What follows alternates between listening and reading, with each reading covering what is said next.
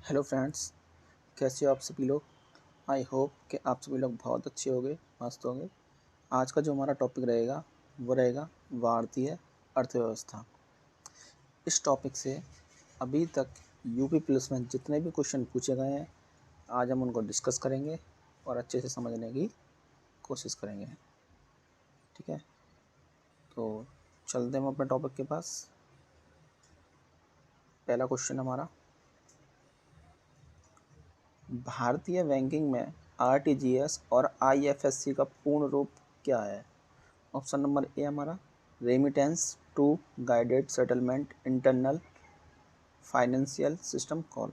Option number B हमारा remittance to guided settlement international financial system call.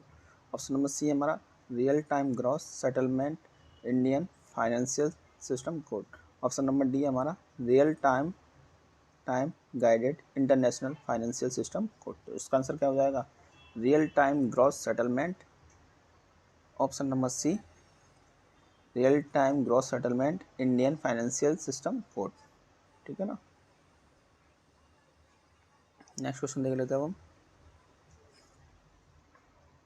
Bharat में विकास मामलों पर निर्णय लेने और विचार विमर्श करने के लिए सर्वोच्च निकाय के रूप में किसका गठन किया गया था। ऑप्शन नंबर ए हमारा कार्यक्रम मूल्यांकन संगठन। ऑप्शन नंबर बी हमारा वित्त आयोग। ऑप्शन नंबर सी हमारा राष्ट्रीय विकास परिषद। ऑप्शन नंबर डी हमारा अंतर्राज्य परिषद।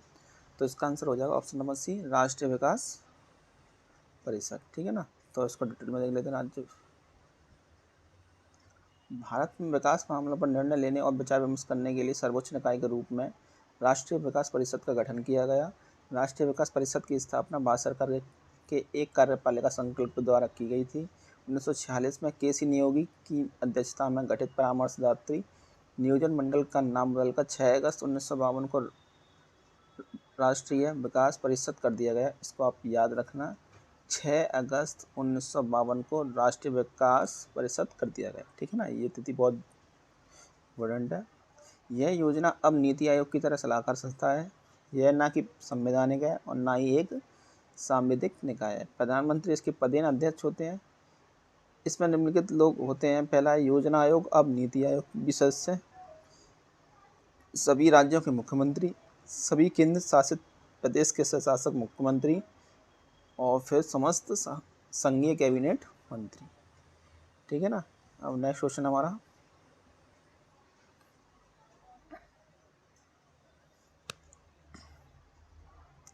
कार्यशील पूंजी अपने अल्पकालिक दायित्वों को पूरा करने की किसी कंपनी की क्षमता का एक मापदंड है। इसे किस नाम से भी जाना जाता है। ऑप्शन नंबर ए हमारा वर्तमान पूंजी। ऑप्शन नंबर बी हमारा श्रम पूंजी। ऑप्शन नंबर सी हमारा प्राथमिक पूंजी। ऑप्शन नंबर डी हमारा बाजार पूंजी। तो इसका आंसर हो जाएगा ऑप्शन नंबर ए वर्तमान पूंजी। ठीक है ना, इसको हर डिटेल में देख लेते हैं।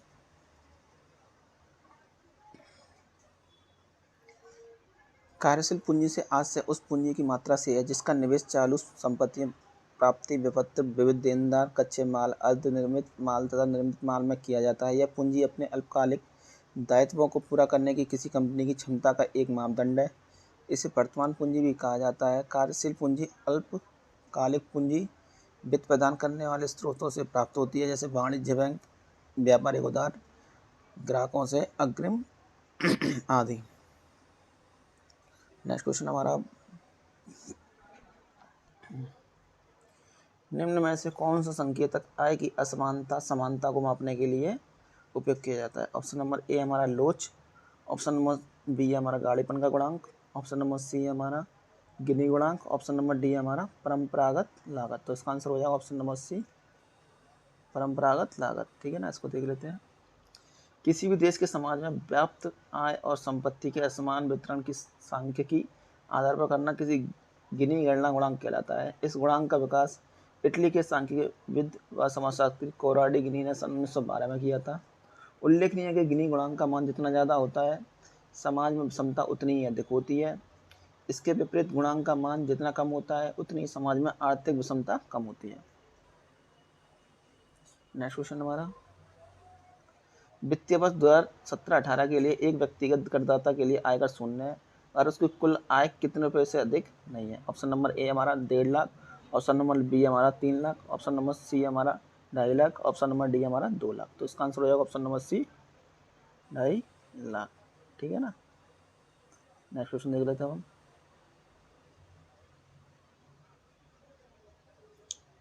निम्नलिखित कथनों को पढ़ें और सही विकल्प चुनें।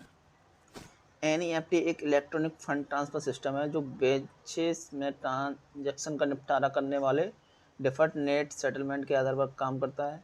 ऑप्शन नंबर सेकंड है हमारा आरटीजीएस ट्रांजैक्शन पूरे बैंकिंग बिजनेस घंटों के दौरान लगातार चलती रहती है। थर्ड है हमारा आरटीजीएस सिस्टम मुख्य रूप से बड़ी राशि के ट्रांजैक्शन के लिए होता है। और फोर्थ हमारा भारत की सभी बैंक की शाखाएं आरटीजीएस सक्षम है। ठीक है ना। तो ऑप्शन है हमारे, अब इसको ऑप्शन देख लेते हैं। पहला सही है, सेकंड गलत है, थर्ड गलत है, फोर्थ सही है। ऑप्शन नंबर बी है फर्स्ट सही है, सेकंड गलत है, थर्ड सही है, फोर्थ सही है।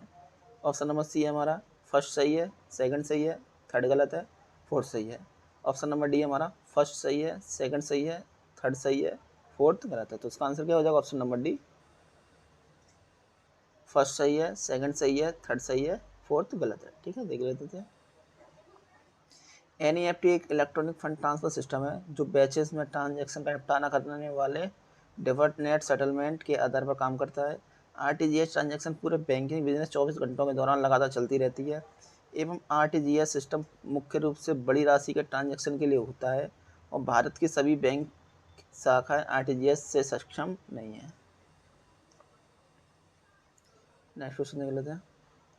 भारत में प्रत्यक्ष विदेशी निवेश के माध्यम से निजी क्षेत्र के निवेश की अनुमति किसमें है? ऑप्शन नंबर ए हमारा परमाणु ऊर्जा, ऑप्शन नंबर बी हमारा रेलवे परिचालन, ऑप्शन नंबर सी हमारा नागरिक उड्डयन, ऑप्शन नंबर डी हमारा ऑनलाइन लॉटरी व्यापार। तो इसका आंसर हो जाएगा ऑप्शन नंबर सी नागरिक उड्डयन। ठीक है ना। देख लेते थोड़ा इस ट्रेल में। किसी एक देश की कंपनी का एक दूसरे देश में किया गया निवेश प्रत्यक्ष विदेशी निवेश कहलाता है। भारत में प्रत्यक्ष विदेशी निवेश में अनुमति नहीं है। लॉटरी व्यापार, जुआ और सट्टेबाजी, चिट फंड का कारोबार, निधि कंपनी, सिगरेट, तंबाकू जैसे वस्तुओं के विनिर्माण में, परमाणु रेल परिचालन में नहीं है। जबकि नागरिक उड्डयन में स्वतः 49% प्रत्यक्ष विदेशी निवेश प्रवासी भारतीयों के लिए 100% दिया गया है।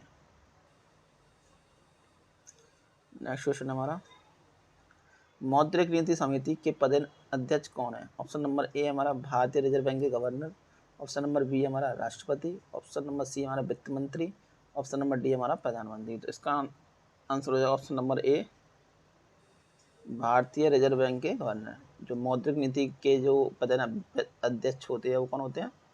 भारतीय रिजर्व बैंक के गवर्नर। ठीक है ना। थोड़ा डिटेल में देख लेते हैं। देश की मौद्रिक नीति के उचित ब्याज दरों और पॉलिसी रेट में परिवर्तन करने के उद्देश्य से केंद्र सरकार द्वारा संशोधित आरबीआई अधिनियम 1934 की धारा 45 ZB के अनुसार वर्ष 2016 में 6 सदस्यीय मौद्रिक नीति का गठन किया गया। इस समिति की बैठक प्रत्येक 3 माह पर आयोजित की जाती है।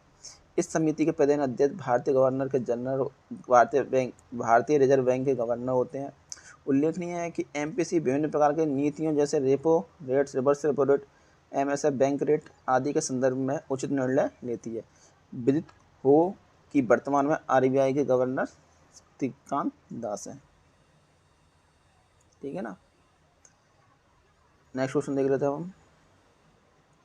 आर्थिक सहयोग व विकास संगठन के दिशा निर्देशों के मुताबिक न्यूनतम स्वामित्व रखने के लिए आवश्यक निवेश का न्यूनतम प्रतिशत क्या है?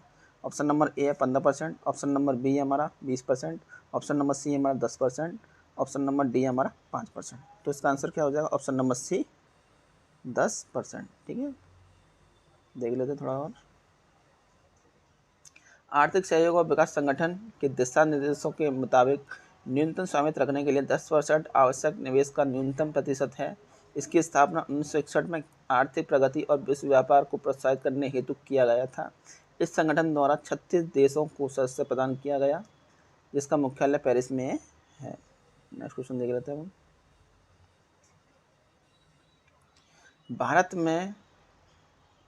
भारत में माल और सेवा कर जीएसटी की दरों का फैसला कौन करता है? ऑप्शन नंबर ए हमारा केंद्र, पी है हमारा केंद्र, क्यू हमारा नीति राष्ट्रीय भारत परिवर्तन संस्थान आयोग, आर हमारा जीएसटी परिषद। तो ऑप्शन नंबर ए हो जाएगा हमारा केवल पी, ऑप्शन नंबर बी हो जाएगा पी और क्यू दोनों मिलकर, ऑप्शन नंबर सी हो जाएगा केवल आर, ऑप्शन नंबर डी हो जाएगा केवल क्यू। तो इसका आंसर हो जाएगा ऑप्शन नंबर सी केवल आर जीएसटी परिषद। ठीक है ना, देखते हैं सर। माल और सेवा कर एक अप्रत्यक्ष कर है। ये 1 जुलाई 2017 से पूरे देश में एक सामान्य मूल्य वर्धित कर लागू है। भारत में माल और सेवा कर जीएसटी की दरों का फैसला जीएसटी परिषद करती है। जीएसटी परिषद में 4 तरह के कर 5%, 12%, 18% एवं 28% निर्धारित किए गए हैं, जबकि कुछ आवश्यक वस्तुओं पर कर नहीं लगाया गया है। जीएसटी परिषद की अध्यक्षता भारत का वित्त मंत्री करता है। इसका उपबंध 101वें संविधान संशोधन द्वारा अनुच्छेद 279 ए में किया गया है। जीएसटी व्यवस्था में किसी भी बदलाव के लिए 75% वोट की आवश्यकता होती है। केंद्र के पास 33% वोट तथा राज्यों के पास 66% वोट होता है। अतः किसी भी परिवर्तन के लिए दोनों की सहमति अनिवार्य है। दोनों में से कोई भी अकेले बदलाव नहीं कर सकता। नेक्स्ट क्वेश्चन है हमारा, अगस्त 2015 तक उपलब्ध आंकड़ों के अनुसार किस राज्य को निबल राज्य घरेलू उत्पाद में पहले स्थान पर रखा गया है? ऑप्शन नंबर ए हमारा नई दिल्ली, ऑप्शन नंबर बी हमारा गोवा, ऑप्शन नंबर सी हमारा चंडीगढ़, ऑप्शन नंबर डी हमारा सिक्किम। तो इसका आंसर हो जाएगा option number B Goa. Next question देख लेते हैं हम। निम्न में से कौन सा बैंकों के राष्ट्रीयकरण का लक्ष्य नहीं है? ऑप्शन नंबर ए हमारा जमा राशियों की मात्रा में विस्तार, ऑप्शन नंबर बी हमारा बैंकिंग कारोबार का संकेंद्रण, ऑप्शन नंबर सी है ग्रामीण और प्राथमिक वाले क्षेत्रों में प्रवेश, ऑप्शन नंबर डी है शाखाओं का असीम विस्तार। तो इसका आंसर क्या हो जाएगा? ऑप्शन नंबर बी बैंकिंग कारोबार का संकेंद्रण। ठीक है ना, देखते हैं। तो बैंकों के राष्ट्रीयकरण का लक्ष्य निम्नलिखित है: जमा राशियों की मात्रा में विस्तार, ग्रामीण और प्राथमिकता वाले क्षेत्रों में प्रवेश तथा शाखाओं को असीम विस्तार, जबकि बैंकिंग कारोबार का संकेंद्रण लक्ष्य नहीं है। 19 जुलाई 1969 को उन 14 वाणिज्य बैंकों का राष्ट्रीयकरण कर दिया गया था जिनके पास 50 करोड़ रुपया या उससे अधिक की जमा राशि थी। ठीक है, नेक्स्ट क्वेश्चन देख लेते हैं हम। वित्तीय वर्ष 2015-16 का निर्धारण वर्ष निम्न में से कौन सा है? ऑप्शन नंबर ए है निर्धारण वर्ष 16-17, ऑप्शन नंबर बी है 14-15, ऑप्शन नंबर सी है 15-16, ऑप्शन नंबर डी है हमारा 17-18। तो इसका आंसर क्या हो जाएगा? ऑप्शन नंबर ए निर्धारण वर्ष 2016-17। ठीक है ना, नेक्स्ट क्वेश्चन देख लेते हैं हम। एक अर्थव्यवस्था यदि उत्पादन संसाधनों की कमी से जूझ रही है तो कुल खर्च में वृद्धि का कारण क्या होगा? ऑप्शन नंबर ए हमारा रोजगार और सांकेतिक आय में वृद्धि, ऑप्शन नंबर बी होगा हमारा उत्पादन और कीमतों में वृद्धि, ऑप्शन नंबर सी हमारा सांकेतिक आय और कीमतों में वृद्धि, ऑप्शन नंबर डी उत्पादन और रोजगार में वृद्धि। तो इसका आंसर क्या हो जाएगा? ऑप्शन नंबर सी सांकेतिक आय और कीमतों में वृद्धि। ठीक है ना, देखते हैं। एक अर्थव्यवस्था यदि उत्पादन संसाधनों की कमी से जूझ रही है तो कुल खर्च में वृद्धि होने के कारण सांकेतिक आय और कीमतों में वृद्धि होगी। वस्तुओं की कमी होने से मुद्रास्फीति तेजी से बढ़ती है, वहीं रेपो रेट दर में सांकेतिक दर तेजी से देखी जा सकती है। नेक्स्ट क्वेश्चन हमारा, आय या लाभ पर लगाए कर के बजाय वस्तुओं और सेवाओं पर लगते कर को किसके रूप में जाना जाता है? ऑप्शन नंबर ए हमारा अप्रत्यक्ष कर, ऑप्शन नंबर बी हमारा कर भार, ऑप्शन नंबर सी हमारा प्रत्यक्ष कर, ऑप्शन नंबर डी हमारा कराघात। तो इसका आंसर क्या हो जाएगा? ऑप्शन नंबर बी कर भार। ठीक है, देखते हैं इसे। आय या लाभ पर कर के बजाय वस्तुओं और सेवाओं पर लगने वाले कर को भार के रूप में जाना जाता है। अंतिम करदाता पर कर के बोझ के निर्धारण को कर भार कहा जाता है। अर्थात कर भार उस व्यक्ति पर पड़ता है जो अंतिम रूप से उस कर को चुकाता है, इसे करापात भी कहते हैं। नेक्स्ट क्वेश्चन है हमारा, 14वें वित्त आयोग में राज्यों के बीच की करों के आवंटन सूत्र में बनावरण को भी जोड़ दिया गया है। ये कौन सा नाम से लोकप्रिय है? ऑप्शन नंबर ए हमारा प्रगतिशील कवरेज सूत्र, ऑप्शन नंबर बी हमारा हरित हस्तांतरण सूत्र, ऑप्शन नंबर सी हमारा हरित प्रोत्साहन सूत्र, ऑप्शन नंबर डी हमारा श्वेत हस्तांतरण सूत्र। तो इसका आंसर हो जाएगा ऑप्शन नंबर बी हरित हस्तांतरण सूत्र। ठीक है ना, क्या होता है देखते हैं। 14वें वित्त आयोग में राज्यों के बीच करों के आवंटन के सूत्र में बनावरण को भी जोड़ दिया गया है। यानी जिस राज्य का वनीकरण ज़्यादा होगा उससे ज़्यादा वित्त आवंटित किया जाएगा। ये हरित हस्तांतरण सूत्र के नाम से लोकप्रिय है। 14वें वित्त आयोग के अध्यक्ष वाई बी रेड्डी थे। 15वां वित्त आयोग एन के सिंह अध्यक्षता में गठित किया गया है, जो 2020 से 2025 के लिए अपनी सिफारिशें प्रस्तुत करेगा। ठीक है ना। नेक्स्ट क्वेश्चन हमारा,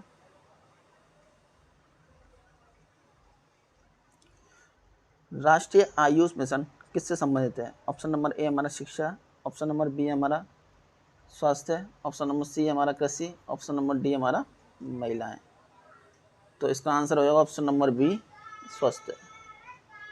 ठीक है ना। देख लेते हैं हम इसका थोड़ा आंसर डिटेल में।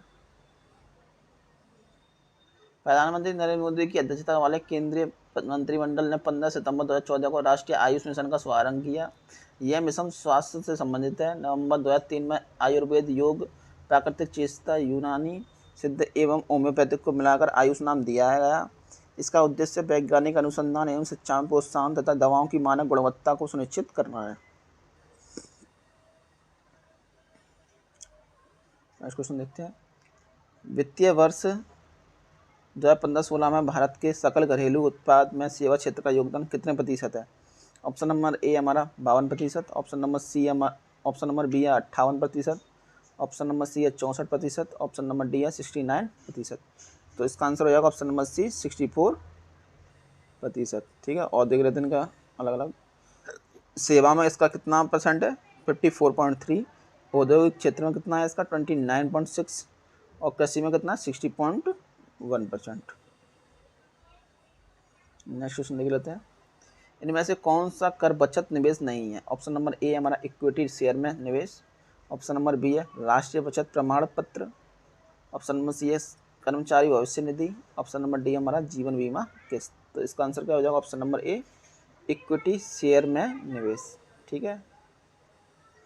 इक्विटी शेयर में बचत निवेश नहीं है। इक्विटी शेयर को साधारण भाषा में ऑर्डिनरी शेयर भी कहते हैं। इससे किसी कंपनी में अमुक अंश की हिस्सेदारी व्यक्त होती है। इक्विटी शेयर धारक कंपनी की लाभ हानि में शेयर की संख्या के अनुपात में व्यावसायिक धारक होता है।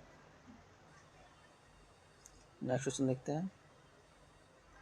गैर बैंकिंग वित्तीय कंपनियों द्वारा प्रदान की जाने वाली किस प्रकार की एटीएम सेवा में 100% प्रत्यक्ष विदेशी निवेश की अनुमति दी जाती है? ऑप्शन नंबर ए हमारा पीला लेवल एटीएम, ऑप्शन नंबर बी हमारा भूरा लेवल एटीएम, ऑप्शन नंबर सी हमारा हरा लेवल एटीएम, ऑप्शन नंबर डी हमारा सफ़ेद लेवल एटीएम। तो इसका आंसर हो जाएगा ऑप्शन नंबर डी सफ़ेद लेवल एटीएम। ठीक है ना। देखते हैं। सफ़ेद लेवल एटीएम और गैर बैंकिंग वित्तीय कंपनियों द्वारा प्रदान की जाने वाली एटीएम सेवा में 100% प्रत्यक्ष विदेशी निवेश की अनुमति दी जाती है। इन्हें एटीएम की तरह ये सारी सहूलियत होंगी, लेकिन इन पर किसी बैंक का लेबल नहीं लगता। इनमें दो पक्ष शामिल होते हैं, एक पक्ष बैंक होता है और दूसरा पक्ष एटीएम का मुखिया होता है। सरकार वाइट लेबल एटीएम को पक्ष लगाने की प्रोत्साहित कर रही है। यह ग्राहकों के लिए सुविधा बढ़ाने की ओर एक कदम है। नेक्स्ट क्वेश्चन देख लेते हैं हम। नीतिगत उपायों के व्यापार मिश्रण में क्या शामिल होता है? ऑप्शन नंबर ए हमारा संस्थागत बंधक, ऑप्शन नंबर बी हमारा प्रति व्यक्ति आय, ऑप्शन नंबर सी हमारा शहरीकरण, ऑप्शन नंबर डी हमारा राजकोषीय प्रोत्साहन। तो इसका आंसर क्या हो जाएगा? ऑप्शन नंबर डी राजकोषीय प्रोत्साहन। ठीक है ना। देखते हैं। नीतिगत उपायों के व्यापार मिश्रण में राजकोषीय प्रोत्साहन शामिल होता है। सरकार के राजस्व संग्रह तथा व्यय के समुचित नियम द्वारा अर्थव्यवस्था को वांछित दिशा देना राजकोषीय नीति कहलाता है। राजकोषीय नीति में दो नीति शामिल है, कर स्तर और ढांचे में परिवर्तन तथा विभिन्न मदों में सरकार द्वारा व्यय में परिवर्तन शामिल होता है। नेक्स्ट क्वेश्चन देख लेते हैं। प्राथमिकता प्राप्त क्षेत्र के ऋण किसकी ओर संकेत करते हैं? ऑप्शन नंबर ए है लघु उद्योग, कृषि, छोटे कारोबार आदि को दिए जा रहे इस ऋण, ऑप्शन नंबर बी है वाणिज्य क्षेत्र को दिए जा रहे ऋण, ऑप्शन नंबर सी है सॉफ्टवेयर उद्योग को दिए जा रहे ऋण, ऑप्शन नंबर डी है सार्वजनिक क्षेत्र के उद्यमों को दिए जा रहे ऋण। तो इसका आंसर हो जाएगा ऑप्शन नंबर ए लघु उद्योग, कृषि, छोटे कारोबारी आदि को दिए जा रहे ऋण। नेक्स्ट क्वेश्चन हमारा, फंड निधियां जो विशेष रूप से सरकारी प्रतिभूतियों में निवेश होते हैं वे क्या कहलाते हैं? ऑप्शन नंबर ए हमारा कर बचत tax saving fund, option number B हमारा index fund, option number C हमारा balance fund, option number D हमारा गिल्ट फंड। तो इसका आंसर हो जाएगा option number D gilt fund. ठीक है ना, देखते हैं इसे। गिल्ट फंड वे म्यूचुअल फंड्स हैं जो सरकार की ओर से भारतीय रिजर्व बैंक द्वारा जारी की गई सरकारी प्रतिभूतियों में निवेश करती है। इन सरकारी प्रतिभूतियों में केंद्र सरकार की दिनांकित प्रतिभूतियां, राज्य सरकार की प्रतिभूतियां और ट्रेजरी बिल शामिल होते हैं। गौरतलब है कि गिल्ट फंड में निवेश के बाद निवेशकों को किसी तरह का क्रेडिट रिस्क नहीं होता है। नेक्स्ट क्वेश्चन हमारा, भारतीय प्रतिभूति एवं विनिमय बोर्ड सेबी को पूर्ण वैधानिक अधिकार कब दिए गए थे? ऑप्शन नंबर ए हमारा 30 जनवरी 1991, ऑप्शन नंबर बी है 30 जनवरी 1992, ऑप्शन नंबर सी है 30 जनवरी 1988, ऑप्शन नंबर डी है 30 जनवरी 1990। तो इसका आंसर हो जाएगा ऑप्शन नंबर बी 30 जनवरी 1992। ठीक है ना, देखते हैं। भारतीय प्रतिभूति और विनिमय सेबी भारत प्रतिभूति बाजार के नियामक हैं। इसे 1988 में स्थापित किया गया था। 30 जनवरी 1992 को इसे पूर्ण वैधानिक अधिकार दिए गए। नेक्स्ट क्वेश्चन देख लेता हूँ। भारत के आर्थिक विकास के लिए शहरीकरण किस पंचवर्षीय योजना का उद्देश्य था? ऑप्शन नंबर ए है 11वीं पंचवर्षीय योजना, ऑप्शन नंबर बी है 9वीं पंचवर्षीय योजना, ऑप्शन नंबर सी है 3री पंचवर्षीय योजना, ऑप्शन नंबर डी है 5वीं पंचवर्षीय योजना। तो इसका आंसर क्या हो जाएगा? ऑप्शन नंबर ए 11वीं पंचवर्षीय योजना। ठीक है, देखते हैं क्या था।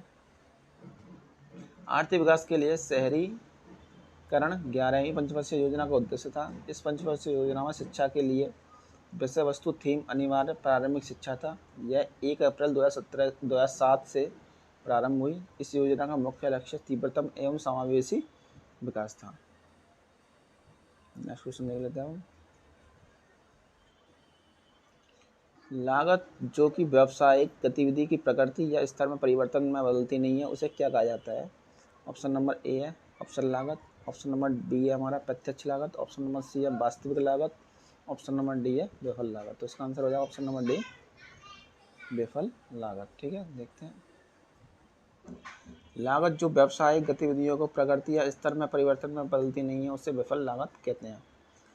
किसी गतिविधि की अवसर लागत सर्वश्रेष्ठ अगले पूर्व निश्चित विकल्प के बराबर होती है। हालांकि अवसर लागत को मात्रा निर्धारित करना मुश्किल है, फिर भी यह किसी भी वस्तु की लागत को मापने का एक तरीका है।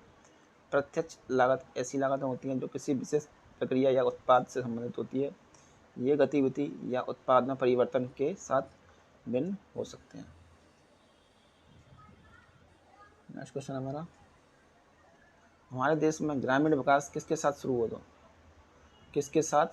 हुआ? ऑप्शन नंबर ए हमारा सेवा दृष्टिकोण, ऑप्शन नंबर बी हमारा लघु किसान विकास एजेंसी, ऑप्शन नंबर सी हमारा एकीकृत ग्रामीण विकास कार्यक्रम, ऑप्शन नंबर डी हमारा सामुदायिक विकास कार्यक्रम। तो इसका आंसर हो जाएगा ऑप्शन नंबर डी सामुदायिक विकास कार्यक्रम।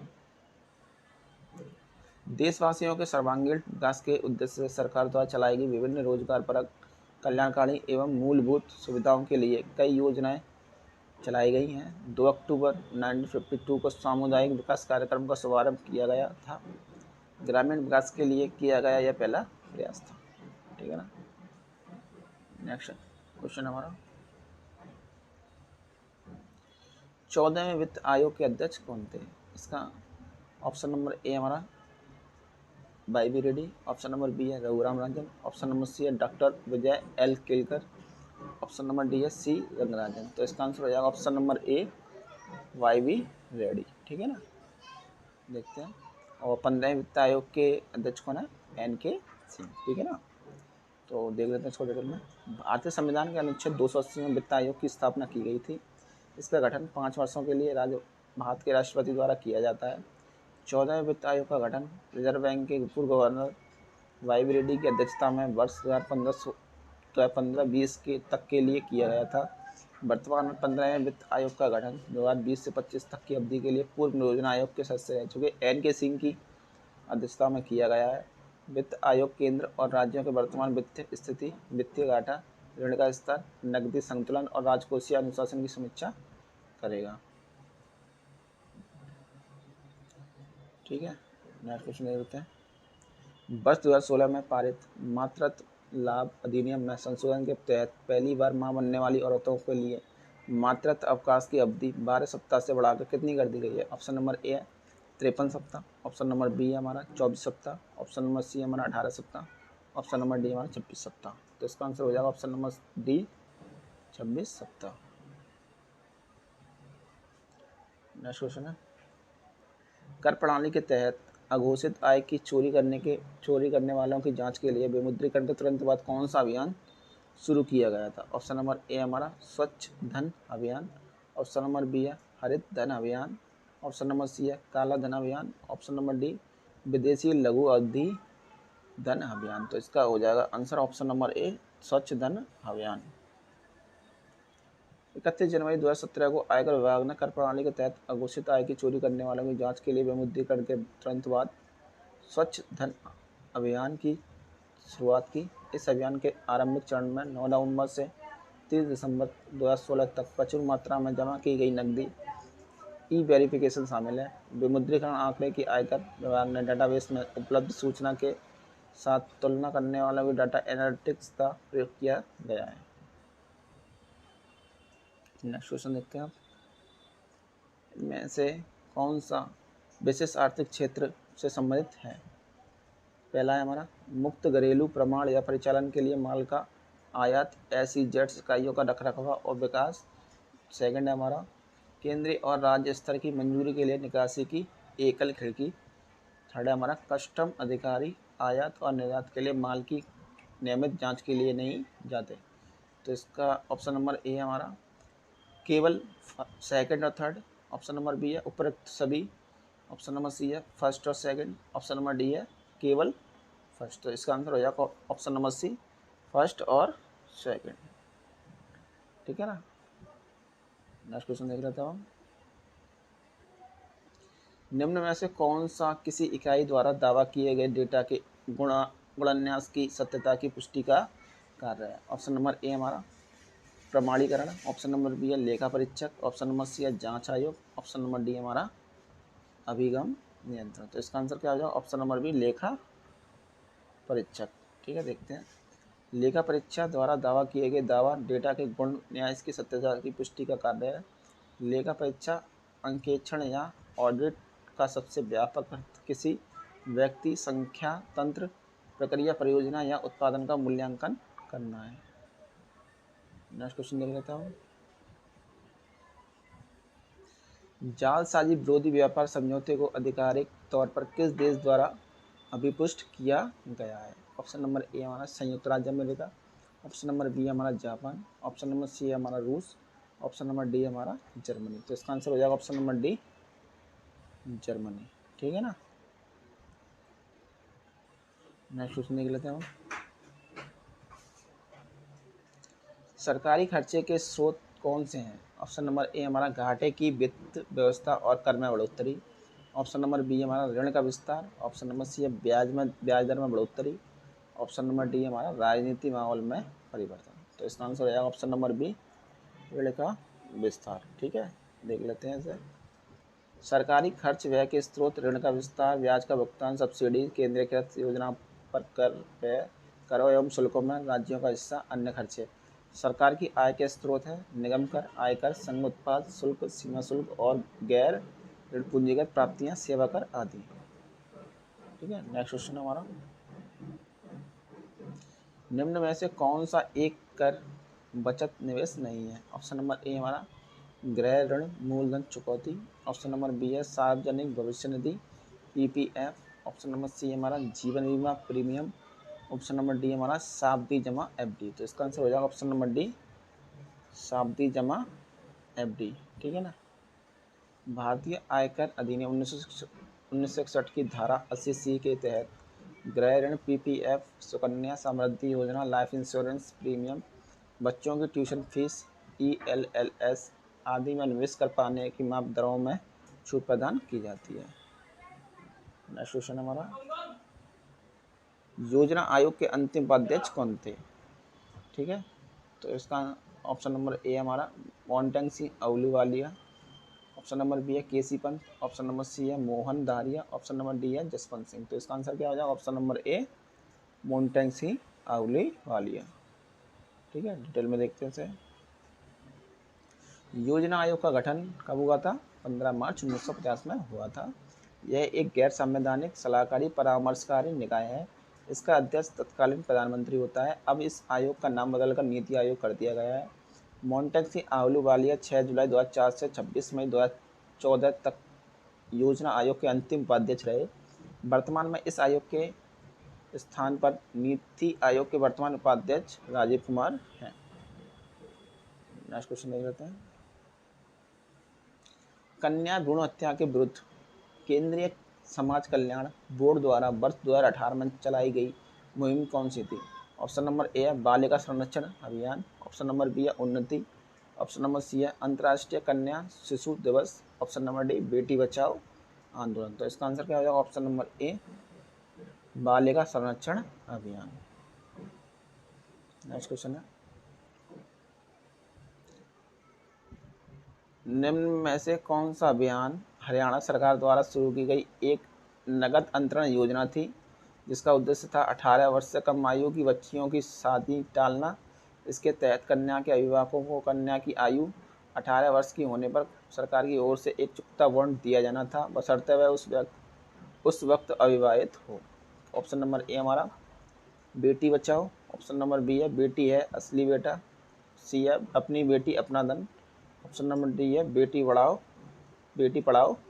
बेटी बचाओ। तो इसका आंसर हो जाएगा ऑप्शन नंबर सी अपनी बेटी अपना धन। ठीक है ना, देखते हैं। भारत के राष्ट्रपिता महात्मा गांधी के 125वें जन्मोत्सव पर 2/10/1994 बेटी के स्तर को परिवार एवं समाज में ऊंचा उठाने लोगों के लिए बदलाव में बेटी को प्रायः धन मानकर अपना धन माना जाएगा। बेटी को जन्म देने वाली मां को सम्मान देने और 18 वर्ष से कम आयु की बच्चियों की शादी टालने के उद्देश्य से हरियाणा सरकार द्वारा अपनी बेटी अपना धन योजना की शुरुआत की गई थी।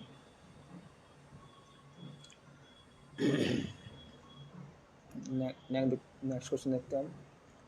निम्न में से क्या वह सुविधाएं लाभ हैं जो नियोक्ता द्वारा कर्मचारियों को वेतन के अतिरिक्त नकद अथवा सेवाओं के रूप में दिया जाता है? उदाहरण के लिए मुफ्त भोजन, गाड़ी, ड्राइवर अधिकारियों के लिए लैपटॉप इत्यादि। तो इसका इसका जो ऑप्शन है वो है ए भेंट, ऑप्शन बी है हमारा विकल्प, ऑप्शन नंबर सी है हमारा भत्ते, ऑप्शन नंबर डी है हमारा अनुलाभ। तो इसको क्या बोलते हैं हम? ऑप्शन नंबर डी अनुलाभ। नेक्स्ट क्वेश्चन हमारा, निम्नलिखित में से सस्ती मुद्रा नीति का तात्पर्य कौन सा है? ऑप्शन नंबर ए हमारा आर्थिक विकास को बढ़ावा देने के लिए अपनाई गई नीति, ऑप्शन नंबर बी है मुद्रण के लिए बनाई गई नीति, ऑप्शन नंबर सी हमारा अंततः पूर्ण रोजगार को प्राप्त करने के लिए निवेश को बढ़ावा देने के लिए तैयार की गई नीति, ऑप्शन नंबर डी है एक नीति जिसे अतिरिक्त धनोपार्जन की आपूर्ति के लिए बनाई गई नीति। इसका आंसर हो जाएगा ऑप्शन नंबर सी अंततः पूर्ण रोजगार को प्राप्त करने के लिए निवेश को बढ़ावा देने के लिए तैयार की गई नीति। ठीक है, तो डिटेल में देखते हैं। सस्ती मुद्रा नीति, केंद्रीय बैंक द्वारा बैंक दर को घटा दिया जाता है जिससे व्यापारिक बैंक को सस्ती दर पर ऋण मिलता है। परिणाम स्वरूप व्यापारिक बैंक भी कम दर पर बाजार में ऋण उपलब्ध कराते हैं। सस्ती मुद्रा नीति के उद्देश्य पूर्ण रोजगार की स्थिति प्राप्त करना एवं निवेश को बढ़ावा देना है। ठीक है ना, नेक्स्ट क्वेश्चन देखते हैं। वित्त मंत्री द्वारा बजट की प्रस्तुति के संदर्भ में निम्नलिखित में से कौन सा सही है? ए हमारा वित्त मंत्री का बजट भाषण सामान्यतः 2 खंडों में होता है। ए कर निर्धारण संबंधी प्रस्तावों पर और खंड बी देश के सामान्य आर्थिक सर्वेक्षण पर गौर करता है। और बी हमारा किसी चुनाव वर्ष में बजट 2 बार पेश किया जा सकता है, पहली बार लेखानुदान प्राप्त करने हेतु कुछ महीनों के लिए और दूसरी बार पूरी तरह से। तो इसका ऑप्शन है हमारा केवल ए, ऑप्शन नंबर बी है ए और बी दोनों ही नहीं, ऑप्शन नंबर सी है केवल बी, ऑप्शन नंबर डी है ए और बी दोनों। तो इसका आंसर हो जाएगा ऑप्शन नंबर सी केवल बी। ठीक है ना, नेक्स्ट क्वेश्चन देख लेते हैं। मुद्रास्फीति एक संयोजन है। कैसा? वास्तविक सकल उत्पादन जीडीपी बढ़ता मूल्य स्तर का। ऑप्शन नंबर ए है स्थिर, ऑप्शन नंबर बी है अस्थिर, ऑप्शन नंबर सी है बढ़ता हुआ, ऑप्शन नंबर डी है घटता हुआ। तो इसका क्या हो जाएगा आंसर? ऑप्शन नंबर डी घटता हुआ। ठीक है, देखते हैं। मुद्रास्फीति वह स्थिति है जब मुद्रा की कुल पूर्ति उसकी मांग की तुलना में अधिक हो जाती है तथा मुद्रा का मूल्य गिरने लगता है एवं सामान्य कीमत स्तर बढ़ने लगता है। दूसरे शब्दों में मुद्रास्फीति घटते हुए वास्तविक सकल उत्पादन जीडीपी और बढ़ते हुए मूल्य स्तर का संयोजन है। नेक्स्ट क्वेश्चन देख लेता हूँ।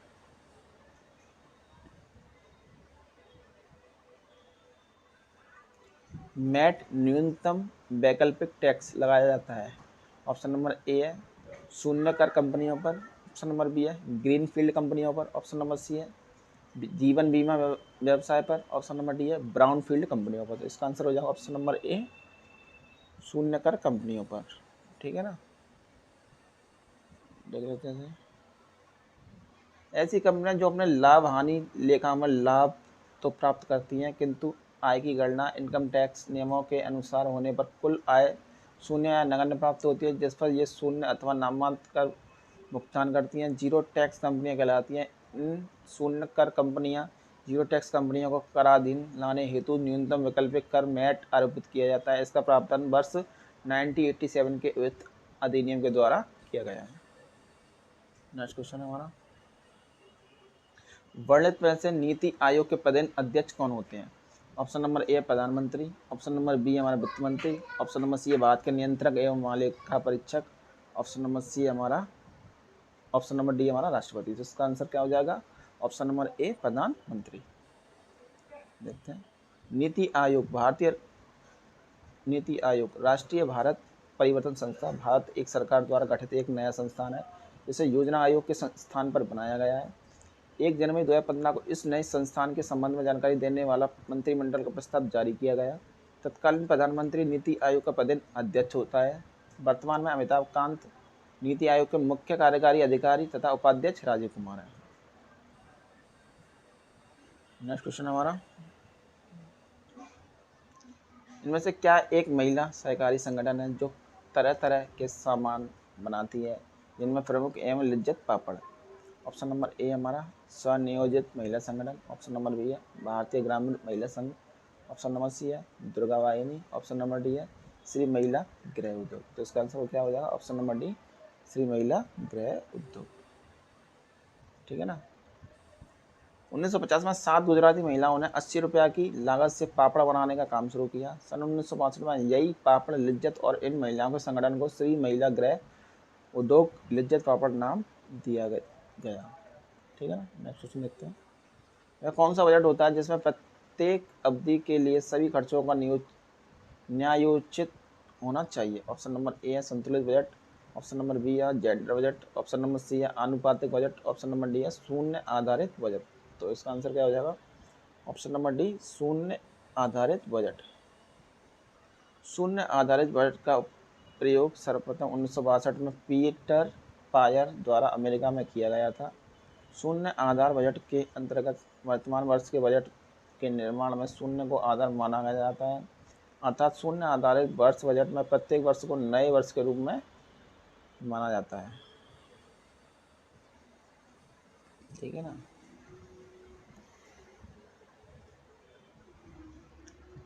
वर्ष 2016 में अंतर्राष्ट्रीय मुद्रा कोष ने 4 देशों को अधिक मतदान के अधिकार दिए जो उसकी शासन संरचना को प्रभावित करते हैं। इनमें से कौन सा देश उनमें से एक नहीं है? तो इसका आंसर क्या हो जाएगा? ऑप्शन नंबर ए श्रीलंका।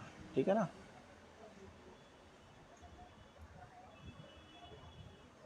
नेक्स्ट क्वेश्चन देख लेते हैं। केंद्रीय निम्नलिखित में से कौन सा कर लगाता है एकत्रित और प्रतिधारित करता है? ऑप्शन नंबर ए है औषधीय निर्माणों पर उत्पाद शुल्क, ऑप्शन नंबर बी है आयकर पर अधिभार, ऑप्शन नंबर सी है रेलवे, ऑप्शन नंबर डी है मुद्रा शुल्क। तो इसका आंसर क्या हो जाएगा? ऑप्शन नंबर बी आयकर पर अधिभार। ठीक है ना। नेक्स्ट क्वेश्चन देख लेते हैं। भारत में वाणिज्य बैंकों द्वारा किसी निम्नलिखित में से किस योजना के अंतर्गत स्वीकृत नहीं किया जाता है? ऑप्शन नंबर ए हमारा सिंचाई, ऑप्शन नंबर बी हमारा भूमि विकास, ऑप्शन नंबर सी हमारा भूमि बंधक, ऑप्शन नंबर डी हमारा शुष्क भूमि खेती। तो इसका आंसर क्या हो जाएगा? ऑप्शन नंबर सी भूमि बंधक। भारत में वाणिज्य बैंकों द्वारा सिंचाई, भूमि विकास, शुष्क भूमि खेती पर ऋण प्रदान की जाती है, जबकि बंधक ऋण या गिरवी कर्ज उस ऋण को कहते हैं जो किसी वास्तविक संपत्ति को बंधक रखकर एक बंधक विलेख के द्वारा प्राप्त नहीं किया जाता। संपत्ति का स्वामित्वीकरण ऋणदाता के नाम हस्तांतरित करना पड़ता है। ऋण चुकता हो जाने या देयता निपटाने के बाद हस्तांतरण शून्य हो जाता है। ठीक है, नेक्स्ट क्वेश्चन है हमारा, जिन महिलाओं की आय 6 लाख रुपए है, वित्तीय वर्ष 2016-17 में उनके दिए गए आय की दर क्या है? ऑप्शन नंबर ए हमारा 20%, ऑप्शन नंबर बी हमारा 30%, ऑप्शन नंबर सी है 10%, ऑप्शन नंबर डी है 25%। तो इसका आंसर क्या हो जाएगा? ऑप्शन नंबर ए 20%। नेक्स्ट क्वेश्चन देखते हैं, निम्नलिखित में से गति या तीव्रता के आधार पर कौन सी मुद्रास्फीति का एक प्रकार नहीं है? ऑप्शन नंबर ए है अति मुद्रास्फीति, ऑप्शन नंबर बी है द्रुत मुद्रास्फीति, ऑप्शन नंबर सी है मंद मुद्रास्फीति, ऑप्शन नंबर डी है लागत जन्य मुद्रास्फीति। तो इसका आंसर क्या हो जाएगा? ऑप्शन नंबर डी लागत जन्य मुद्रास्फीति। ठीक है, देखते हैं, गति या तीव्रता के आधार पर लागत जन्य मुद्रास्फीति का एक प्रकार नहीं है। लागत जन्य मुद्रास्फीति केवल मजदूरी में वृद्धि या कच्चे माल की कीमत में वृद्धि या लागत में वृद्धि के कारण होती है, क्योंकि मजदूरी कच्चे माल की कीमत लागत की ही भाग होती है। नेक्स्ट क्वेश्चन देखते हैं हम, निम्नलिखित में से कौन सा दीर्घकालिक विकास और हमारे विश्व को बदलने के लिए अग्रणी सिद्ध हो सकता है? ऑप्शन नंबर ए हमारा कार्बन उत्सर्जन में वृद्धि, ऑप्शन नंबर बी है वनोन्मूलन, ऑप्शन नंबर सी है अविकसित देशों को कम सेवाएं, ऑप्शन नंबर डी हमारा औद्योगिकरण और आधारभूत संरचना संबंधी विकास। तो इसका आंसर क्या हो जाएगा? ऑप्शन नंबर डी औद्योगिकरण और आधारभूत संरचना संबंधी विकास। ठीक है ना, नेक्स्ट क्वेश्चन देख लेते हैं, एलपीजी उदारीकरण, निजीकरण और वैश्वीकरण में काला प्रकरण श्री सिल त्रासदी किसके साथ जुड़ा हुआ है? ऑप्शन नंबर ए है महाराष्ट्र, ऑप्शन नंबर बी है कर्नाटक, ऑप्शन नंबर सी है केरला, ऑप्शन नंबर डी है तेलंगाना। तो इसका आंसर क्या हो जाएगा? Option number D Telangana. ठीक है, देखते हैं, एलपीजी उदारीकरण, निजीकरण, वैश्वीकरण में काला प्रकरण श्री सिल त्रासदी तेलंगाना के साथ जुड़ा हुआ है। श्री सिल 70 के दशक में हथकरघा उद्योग के लिए प्रसिद्ध था, परंतु 1991 के बाद उनकी आर्थिक बदहाली शुरू हो गई। वहाँ के बुनकर बेरोजगारी का दंश झेलने को मजबूर हो गए। ठीक है ना, नेक्स्ट क्वेश्चन देख लेते हैं, इनमें से क्या सूत्र भारत में राज्य योजनाओं के लिए केंद्रीय सहायता के आवंटन का निर्धारण करने के लिए 1969 में विकसित हुआ था? सूत्र की चौथी एवं पांचवी पंचवर्षीय योजना के दौरान सहायता के वितरण के लिए अपनाया गया था। Option number A Gadgil, option number B है सरकारिया, ऑप्शन नंबर सी है संचेती, ऑप्शन नंबर डी है राजा मन्नार। तो इसका आंसर क्या हो जाएगा? Option number A Gadgil. देखते हैं, गाडगिल सूत्र भारत में राज्य योजनाओं के लिए केंद्रीय सहायता के आवंटन का निर्धारण करने के लिए 1969 में विकसित हुआ था। इस सूत्र को चौथी व पांचवी योजनाओं के दौरान योजना सहायता वितरण के लिए अपनाया गया था। नेक्स्ट क्वेश्चन देखते हैं, निम्नलिखित में से कौन सा एक राज्य की उधार लेने की शक्ति के संबंध में सही है? ए हमारा 1 है, हमारा पहला है हमारा, यह भारत के बाहर से उधार नहीं ले सकता।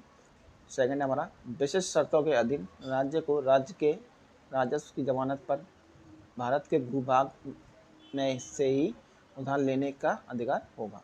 ऑप्शन नंबर ए है केवल 1, ऑप्शन नंबर बी है फर्स्ट और सेकंड दोनों, ऑप्शन नंबर सी है हमारा केवल सेकंड, ऑप्शन नंबर डी है फर्स्ट और दोनों में से कोई नहीं। तो इसका आंसर क्या हो जाएगा? Option number B first and second दोनों।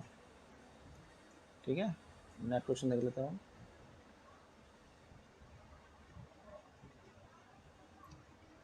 प्रत्यास्फीति का अर्थ है? ऑप्शन नंबर ए है सामान्य कीमत स्तर में वृद्धि जो अक्सर धन या ऋण की आपूर्ति की कमी की वजह से होती है। ऑप्शन नंबर बी है मुद्रास्फीति दर में कमी, ऑप्शन नंबर सी है सामान्य कीमत स्तर में गिरावट जो अक्सर धन या ऋण की आपूर्ति की कमी की वजह से होती है। ऑप्शन नंबर डी है सरकार की ओर से एक मौद्रिक हस्तक्षेप के माध्यम से अपस्फीति का सुचारण। तो इसका आंसर क्या हो जाएगा? Option number D. सरकार की ओर से एक मौद्रिक हस्तक्षेप के माध्यम से अपस्फीति का सुविचारण उत्क्रमण। ठीक है ना। नेक्स्ट क्वेश्चन देख लेते हैं हम।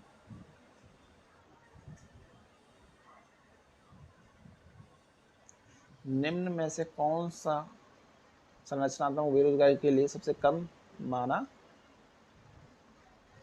कारण माना जाता है? ऑप्शन नंबर ए आबादी, ऑप्शन नंबर बी है प्रौद्योगिकी, ऑप्शन नंबर सी है देशों के बीच मुक्त व्यापार समझौते नौकरियों को हस्तांतरण करने के लिए प्रेरित करते हैं, ऑप्शन नंबर डी उस क्षेत्र का अप्रासंगिक ज्ञान जिसमें रोजगार के अवसर कम है। इसका आंसर है ऑप्शन नंबर ए आबादी। ठीक है ना। देखते हैं। संरचनात्मक बेरोजगारी तब प्रकट होती है जब बाजार में दीर्घकालिक स्थितियों में बदलाव आता है। यह बेरोजगारी देश की अर्थव्यवस्था में संरचनात्मक परिवर्तनों के कारण उत्पन्न होती है। देश के सामाजिक, आर्थिक एवं तकनीकी विकास के परिणाम स्वरूप कुछ उद्योगों का विस्तार हुआ, कुछ अन्य उद्योगों का संकुचन होता गया, जिससे विस्तारित उद्योगों में बेरोजगारों की मांग बढ़ती गई तथा संकुचित हो रहे उद्योगों के उत्पाद में लगे बेरोजगार हो गए। इस प्रकार की बेरोजगारी में आबादी या जनसंख्या को कम कारण माना जाता है, जबकि इसका प्रमुख कारण अपर्याप्त उत्पादन क्षमता है। नेक्स्ट क्वेश्चन हमारा, निम्नलिखित में से कौन सा एक ऐसा कर है जिसकी वसूली सिर्फ राज्य सरकार कर सकता है? ऑप्शन नंबर ए हमारा भूमि राजस्व, ऑप्शन नंबर बी हमारा सीमा शुल्क, ऑप्शन नंबर सी हमारा आयकर कर अधिभार, ऑप्शन नंबर डी है व्यक्ति और कंपनियों की संपत्ति के पूंजीगत मूल्य पर कर। तो इसका आंसर क्या हो जाएगा? ऑप्शन नंबर ए भूमि राजस्व। देख लेते हैं कौन कौन से कर होते हैं हमारे राज्य सरकार द्वारा लिए जाने वाले कर। पहला है हमारे प्रत्यक्ष कर। प्रत्यक्ष कर में कौन कौन से कर आते हैं हमारे? होटल, भू राजस्व, कृषि आय, व्यवसाय कर, गैर शहरी अंचल संपत्ति कर, रोजगार कर आदि। अप्रत्यक्ष कर में कौन कौन से कर आते हैं? बिक्री या व्यापार कर, परिवहन कर, विद्युत कर, खनिज तेल पर बिक्री कर, स्टाम्प व रजिस्ट्रेशन शुल्क, शिक्षा कर व आदि। ठीक है। अब नेक्स्ट क्वेश्चन हमारा, विभिन्न बाजारों में कीमतों या प्रतिलाभ में अंतर से लाभ लेने को क्या कहा जाता है? दो तरफा विक्रय, ऑप्शन नंबर बी है परिस्थिति का फायदा उठाना, ऑप्शन नंबर सी है वित्तीय हानि से बचाव हेतु वायदा, या ऑप्शन नंबर डी है हमारा अंतर पड़न। तो इसका आंसर क्या हो जाएगा? ऑप्शन नंबर डी अंतर पड़न। ठीक है, देख रहे हैं डिटेल में। अंतरपणन द्वारा एक ही समयावधि में भिन्न भिन्न बाजार में क्रय विक्रय द्वारा कीमत स्तरों में परिवर्तन के परिणाम स्वरूप लाभ में प्राप्त किया जाता है। ये विदेशी विनिमय दरों में स्थिरता लाने में सहायक होते हैं। ठीक है ना। नेक्स्ट क्वेश्चन है, किस प्रमुख देश की पूंजी भारतीय पूंजी बाजार चलन निधि को चलाने वाली है? ऑप्शन नंबर ए हमारा रूस, ऑप्शन नंबर बी हमारा संयुक्त राज्य अमेरिका, ऑप्शन नंबर सी हमारा फ्रांस, ऑप्शन नंबर डी हमारा चीन। तो इसका आंसर क्या हो जाएगा? ऑप्शन नंबर बी संयुक्त राज्य अमेरिका। ठीक है, देख लेते हैं। संयुक्त राज्य अमेरिका की पूंजी भारतीय पूंजी बाजार को चलाने वाली है। संयुक्त राज्य अमेरिका उन देशों में शामिल है जहां से बहुत ज़्यादा निवेश भारतीय बाजारों में आता है। महसूस नहीं रहता है। उस मध्यस्थता को जो निवेशकों से तुलनात्मक रूप से कम विनिमय किए जा सकने वाले प्रत्यक्ष ग्राहक स्वीकार करते हुए बचतकर्ताओं को ऐसे अप्रत्यक्ष वित्तीय दावे जारी करने से संबंधित है जो तुरंत विनिमय किए जा सकते हैं, उनको क्या कहा जाता है? ऑप्शन नंबर ए है डिफ़ॉल्ट मध्यस्थता, ऑप्शन नंबर बी है हमारा परिपक्वता मध्यस्थता, ऑप्शन नंबर सी है चलन निधि मध्यस्थता, ऑप्शन नंबर डी है मान मध्यस्थता। तो इसका आंसर क्या हो जाएगा? ऑप्शन नंबर सी चलन निधि मध्यस्थता। ठीक है ना। नेक्स्ट क्वेश्चन देख लेते हैं, इनमें से कौन सी योजना भारत सरकार द्वारा समर्पित एक बचत खाता योजना है जो बालिकाओं के माता पिता के लिए लक्षित है? ऑप्शन नंबर ए है Beti Bachao Beti Padhao, option number B है प्रधानमंत्री उज्ज्वला योजना, ऑप्शन नंबर सी है हमारा Sukanya Samriddhi, option number D है इंद्रधनुष। तो इसका आंसर क्या हो जाएगा? ऑप्शन नंबर सी सुकन्या समृद्धि। ठीक है, सुकन्या समृद्धि भारत सरकार द्वारा समर्पित एक बचत खाता योजना है जो बालिकाओं के माता पिता के लिए लक्षित है। इस योजना के अंतर्गत 10 वर्ष तक की बालिकाओं का खाता खोला जाता है। ठीक है ना। नेक्स्ट क्वेश्चन है हमारा,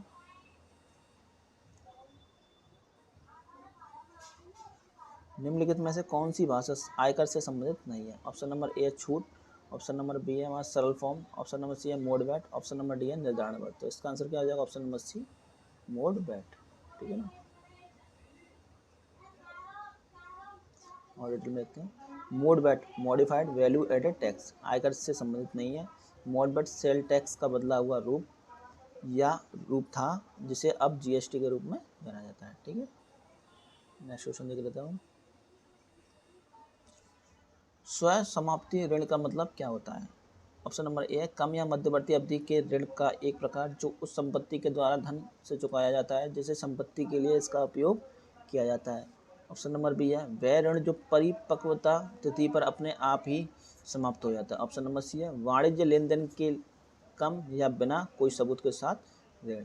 ऑप्शन नंबर डी है, उच्च जोखिम भरा वित्तीय विकल्प। तो इसका आंसर क्या हो जाएगा? ऑप्शन नंबर ए, कम या मध्यवर्ती अवधि के ऋण का एक प्रकार जो उस संपत्ति के द्वारा धन से चुकाया जाता है जिसे खरीदने के लिए इसका उपयोग किया जाता है, ठीक है।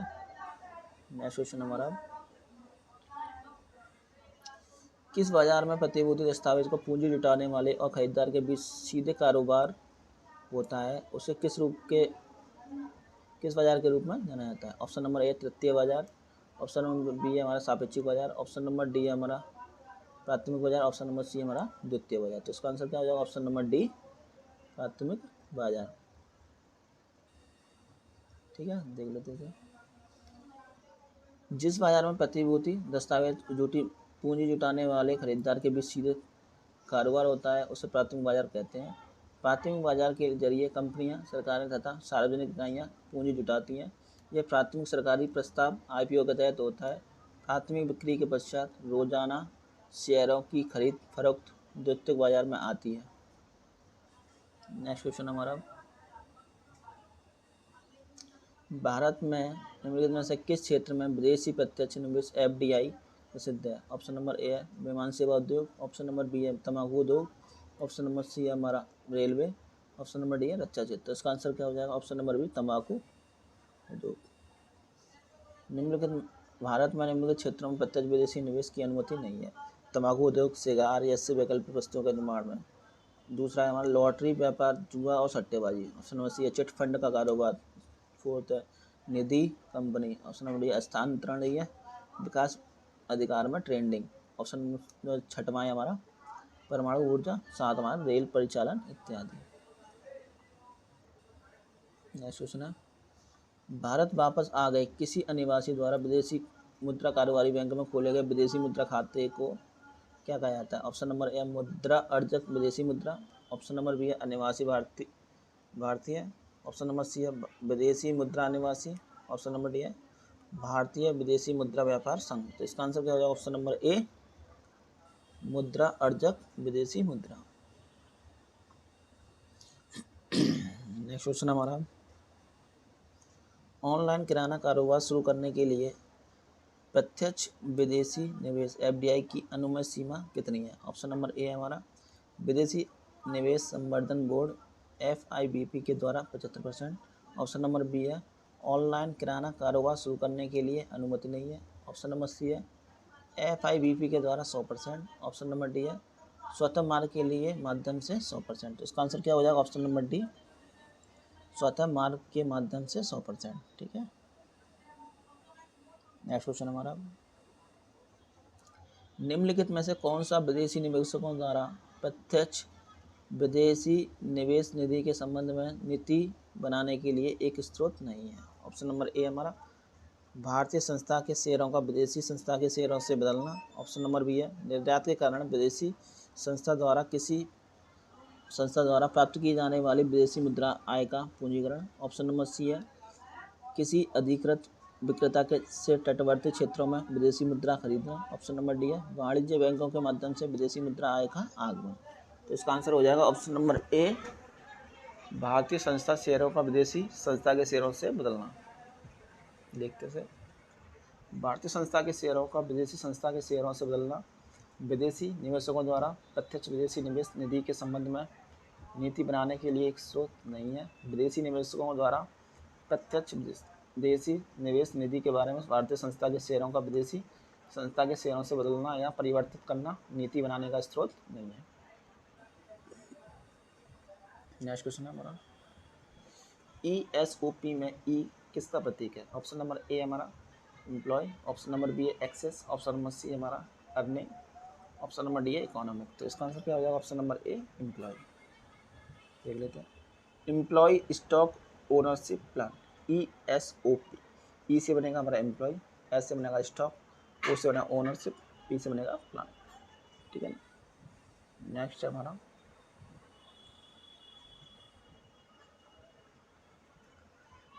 भारतीय बैंक में OTP और KYC का पूरा रूप क्या है? One time password, know your financial, option number B है one time payment, know your financial, option number C है one time process, know your customer.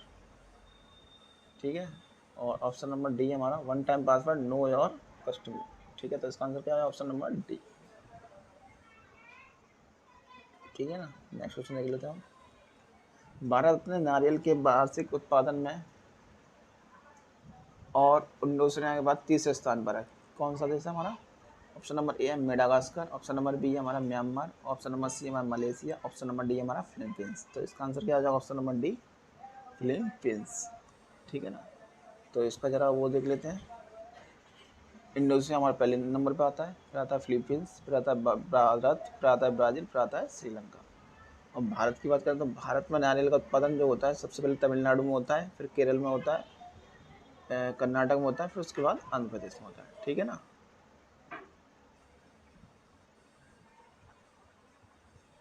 अब नेक्स्ट क्वेश्चन देख लेते हैं। इनमें से कौन सी योजना के तहत खोले गए सभी बैंक खातों में 5,000 रुपये ओवरड्राफ्ट की सुविधा दी गई है? ऑप्शन नंबर ए हमारा प्रधानमंत्री मुद्रा योजना, ऑप्शन नंबर बी है स्वर्ण भारत योजना, ऑप्शन नंबर सी है प्रधानमंत्री जनधन योजना, ऑप्शन नंबर डी है हमारा अटल पेंशन योजना। तो इसका आंसर क्या हो जाएगा? ऑप्शन नंबर सी प्रधानमंत्री जनधन योजना। ठीक है। देखते हैं।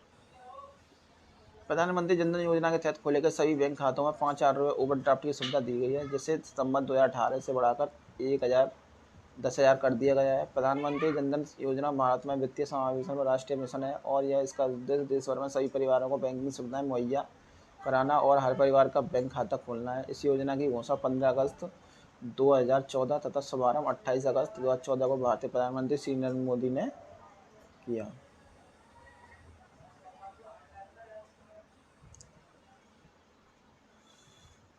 विश्व बैंक की उद्योग सहजता सूचकांक 2018 की सूची में भारत का कौन सा स्थान है? ऑप्शन नंबर ए है 50वां, बी है हमारा 150वां, सी है हमारा 200वां, ऑप्शन नंबर डी है हमारा 100वां। ठीक है ना। तो इसका आंसर देखते हैं। विश्व बैंक के द्वारा जारी उद्योग सहजता सूचकांक 2018 भारत की रैंक 190 देशों की सूची में 77वां है, जो कि पिछले वर्ष 100 रैंक से। तो इसमें से इसका आंसर कोई भी नहीं है। भारत का कौन सा स्थान है इसमें? 77वां। ठीक है ना। इसका आंसर है 77वां। ठीक है। इसको याद रखना।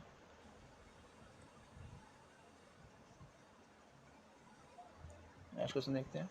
भारत में से कौन सा बैंक भारत का सबसे पुराना सार्वजनिक क्षेत्र का बैंक है? ऑप्शन नंबर ए है bank of India, option number B है bank of Baroda, option number C है Allahabad bank, option number D है हमारा यूको बैंक। तो इसका आंसर क्या हो जाएगा? Option number C Allahabad bank. ठीक है। इलाहाबाद बैंक भारत का सबसे पुराना सार्वजनिक क्षेत्र का बैंक है। इसकी स्थापना 1865 में हुई थी। इसका प्रधान कार्यालय कोलकाता में। पूरे भारत में इसकी 2400 से अधिक शाखाएं हैं। इलाहाबाद बैंक अभी हाल ही में अपनी 150वीं वर्षगांठ मनाई है। गरीबी रेखा से नीचे के लोगों का अनुपात किसके द्वारा अनुपातित किया जाता है?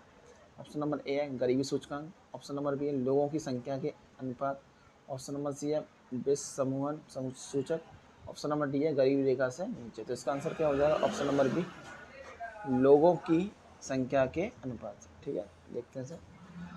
गरीबी रेखा से नीचे जीवन बिता रहे लोगों का अध्ययन राष्ट्रीय नमूना सर्वेक्षण संगठन NSSO करता है।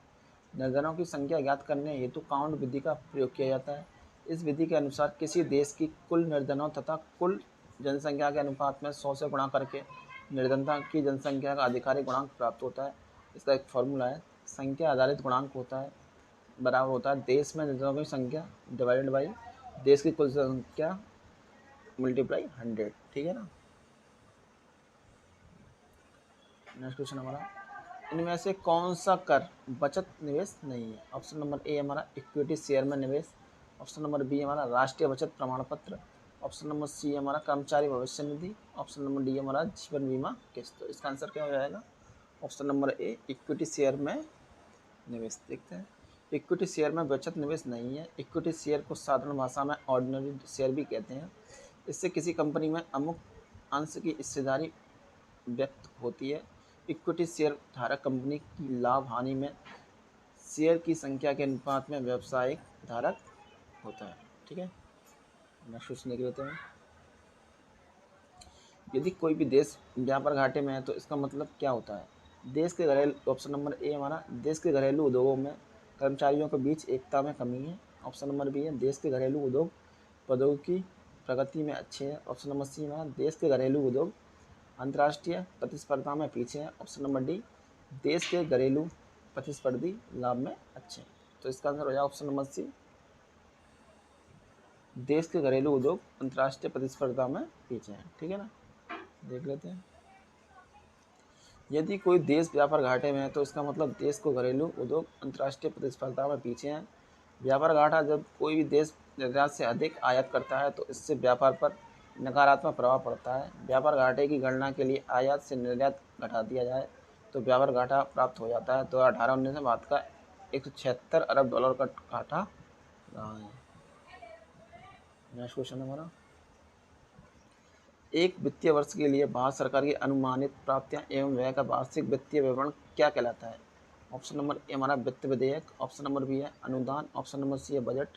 ऑप्शन नंबर डी हमारा धन विधेयक। तो इसका आंसर क्या हो जाएगा? ऑप्शन नंबर सी, धन विधेयक। ठीक है ना, देखते हैं।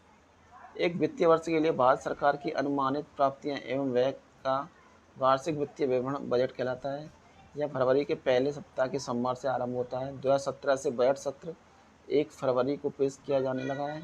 संविधान के अनुच्छेद 112 में वार्षिक वित्तीय विवरण का उल्लेख किया गया है। नेक्स्ट क्वेश्चन है हमारा, बेरोजगारी के एक प्रकार को क्या कहते हैं जिसमें कई लोगों की कार्यरत होने पर भी उत्पादकता कम होती है? ऑप्शन नंबर ए हमारा अल्प रोजगार। ऑप्शन नंबर बी है प्रतिरोधात्मक बेरोजगारी। ऑप्शन नंबर सी है संरचनात्मक बेरोजगारी। ऑप्शन नंबर डी है प्रचंड बेरोजगारी। तो इसका आंसर क्या हो जाएगा? ऑप्शन नंबर डी, प्रचंड बेरोजगारी। ठीक है, देखते हैं। प्रचंड बेरोजगारी की स्थिति में देखा जाता है कि किसी व्यवसाय में काफ़ी श्रमिक लगे हुए हैं। इनमें से ज़्यादातर बेरोजगारी की स्थिति में होते हैं। इनमें से कुछ श्रमिकों को व्यवसाय से हटा दिया जाए तो भी कुल उत्पादन में कोई कमी नहीं होगी, अर्थात इन श्रमिकों की सीमांत भौतिक उत्पादकता शून्य होती है। ऐसी स्थिति कृषि क्षेत्र में देखने को मिलती है। ठीक है ना, नेक्स्ट क्वेश्चन देखते हैं। वर्ष 1990 में राष्ट्रीय विकास समिति एनडीपी ने राज्यों की योजनाओं के लिए केंद्रीय सहायता निर्धारित करने का एक फार्मूला तैयार किया था। इस फार्मूले का लोकप्रिय नाम क्या है? ऑप्शन नंबर ए है सरकारी फार्मूला। ऑप्शन नंबर बी है Gadgil Mukherjee formula. Option number C हमारा Sancheti formula. Option number D हमारा राजमन्नार फार्मूला। तो इसका आंसर क्या हो जाएगा? Option number B, Gadgil Mukherjee formula. ठीक है, देखते हैं। वर्ष 1990 में राष्ट्रीय विकास समिति ने राज्यों की योजनाओं के लिए केंद्रीय सहायता निर्धारित करने का एक फार्मूला तैयार किया था। इस फार्मूले का लोकप्रिय नाम गाडगिल मुखर्जी फार्मूला है। यह एक सामाजिक वैज्ञानिक धनंजय रामचंद्र गाडगिल और भारतीय योजना के पहले आलोचक के नाम पर रखा गया है। यह भारत में राज्य की योजनाओं के लिए केंद्रीय सहायता के आवंटन का निर्धारण करने के लिए 1969 में विकसित हुआ था। ठीक है, नेक्स्ट क्वेश्चन देख लेते हैं। रेल बजट के संदर्भ में निम्नलिखित में से कौन सा सही है? ऑप्शन ए हमारा भारतीय रेल का बजट संसद में अलग से प्रस्तुत किया जाता है। इसे अलग से निपटाया जाता है वर्ष 2015 तक। बी हमारा प्राप्तियां एवं व्यय से जुड़ी राशि वार्षिक वित्तीय विवरण अथवा बजट में जोड़ी जाती है। सी हमारा रेल की प्राप्तियां और व्यय भारत की समेकित निधि का हिस्सा है। तो इसका आंसर हो जाएगा ऑप्शन नंबर ए हमारा, ए और बी। ऑप्शन नंबर बी है बी और सी। ऑप्शन नंबर सी है केवल ए। ऑप्शन नंबर डी है ए, बी और सी। तो इसका आंसर क्या हो जाएगा? ऑप्शन नंबर डी, ए, बी और सी। ठीक है, तो डिटेल में देखते हैं। रेल बजट में भारतीय रेल बजट संसद में अलग से प्रस्तुत किया जाता है। इसे अलग से निपटाया जाता है। वर्ष 2015 तक रेल की प्राप्तियां व्यय भारत की समेकित निधि का हिस्सा है। प्राप्तियां और व्यय से जुड़ी राशि वार्षिक वित्तीय विवरण अथवा वेट्स में जोड़ी जाती है। ठीक है, नेक्स्ट क्वेश्चन हमारा, जो अल्पसंख्यक छात्र यूपीएससी, एसएससी आदि द्वारा आयोजित पूर्व परीक्षा उत्तीर्ण कर लेते हैं, उन्हें मुख्य परीक्षा की तैयारी करने में सहायता प्राप्त करने के लिए योजना है, उसका नाम क्या है? ऑप्शन नंबर ए हमारा नई उड़ान, ऑप्शन नंबर बी है हौसला, ऑप्शन नंबर सी है समृद्धि शक्ति, ऑप्शन नंबर डी है नवजीवन। तो इसका आंसर क्या हो जाएगा? ऑप्शन नंबर ए नई उड़ान। ठीक है, नेक्स्ट क्वेश्चन हमारा, इनमें से कौन से विशेष आर्थिक क्षेत्र से संबंधित है? पहला है हमारा मुक्त घरेलू प्रमाण या परिचालन के लिए माल का आयात, SEZ इकाइयों का रखरखाव और विकास। सेकंड है हमारा केंद्रीय और राज्य स्तर की मंजूरी के लिए निकासी की एकल खिड़की है। थर्ड है हमारा कस्टम अधिकारी आयात और निर्यात के लिए माल की नियमित जांच के लिए नहीं जाते हैं। तो ऑप्शन नंबर ए है केवल सेकंड और थर्ड, ऑप्शन नंबर बी है उपर्युक्त सभी, ऑप्शन नंबर सी है फर्स्ट और सेकंड, ऑप्शन नंबर डी है केवल वन। तो इसका आंसर हो जाएगा ऑप्शन नंबर सी केवल फर्स्ट और सेकंड। ठीक है, नेक्स्ट क्वेश्चन देखते हैं,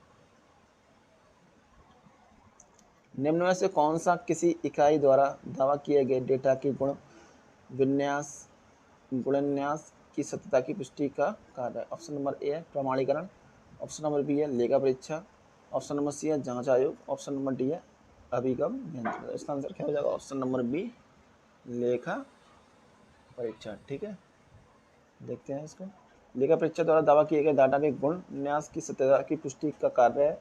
लेखा परीक्षा अंकेक्षण या ऑडिट का सबसे व्यापक अर्थ किसी व्यक्ति, संख्या, तंत्र, प्रक्रिया, परियोजना या उत्पाद का मूल्यांकन करना है। ठीक है,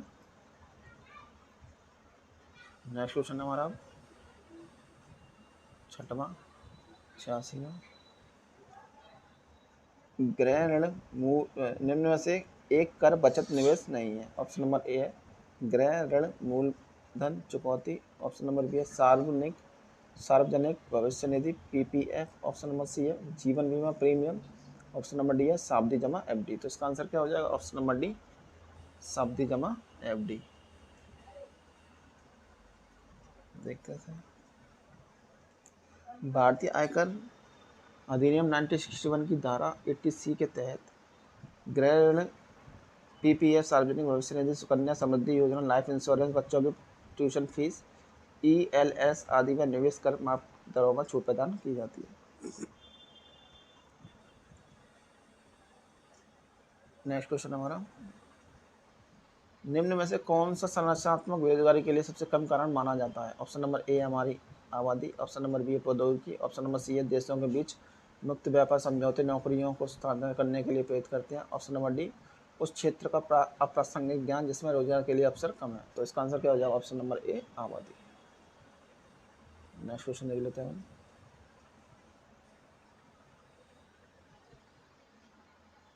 विभिन्न बाजारों में कीमतों या प्रतिलाभ में अंतर से लाभ लेने को क्या कहा जाता है? ऑप्शन नंबर ए हमारा दो तरफा विक्रम, ऑप्शन नंबर बी है परिस्थिति का फायदा उठाना, ऑप्शन नंबर सी वित्तीय हानि से बचाव हेतु वादा, ऑप्शन नंबर डी है अंतरपणन। तो इसका आंसर क्या हो जाएगा? ऑप्शन नंबर डी अंतरपणन। ठीक है ना, नेक्स्ट क्वेश्चन हमारा, इनमें से कौन सी योजना भारत सरकार द्वारा समर्थित एक बचत खाता योजना है जो बालकों के माता पिता के लिए लक्षित है? ऑप्शन नंबर ए हमारा Beti Bachao Beti Padhao, option number B प्रधानमंत्री उज्ज्वला योजना, ऑप्शन नंबर सी है Sukanya Samriddhi, option number D है इंद्रधनुष। तो इसका आंसर हो जाएगा ऑप्शन नंबर सी सुकन्या समृद्धि योजना। नेक्स्ट क्वेश्चन हमारा, पूर्ण रूप से GST की सिफारिश किसके द्वारा की गई थी? ऑप्शन नंबर ए है राजा चलैया समिति, ऑप्शन नंबर बी है Vijay Kelkar task force, option number C है GST परिषद, ऑप्शन नंबर डी है मनमोहन सिंह आयोग। तो इसका आंसर क्या हो जाएगा? ऑप्शन नंबर बी विजय किलकर टास्क फोर्स। ठीक है, इसको देख लेते हैं, गुड्स एंड सर्विस टैक्स का अप्रत्यक्ष कर है जिसे 1 जुलाई 2017 से पूरे देश में लागू कर दिया गया है। यह केंद्र और राज्य द्वारा लगाए जाने वाले 20 से अधिक अप्रत्यक्ष करों को प्रतिस्थापित कर देगा। GST में 3 अंग केंद्रीय एवं इंटीग्रेटेड GST होंगे। वस्तु एवं सेवा कर एक व्यापक बहुस्तरीय गंतव्य आधारित है। इसकी स्थापना का सिफारिश पूर्ण रूप से विजय केलकर टास्क फोर्स समिति द्वारा की गई।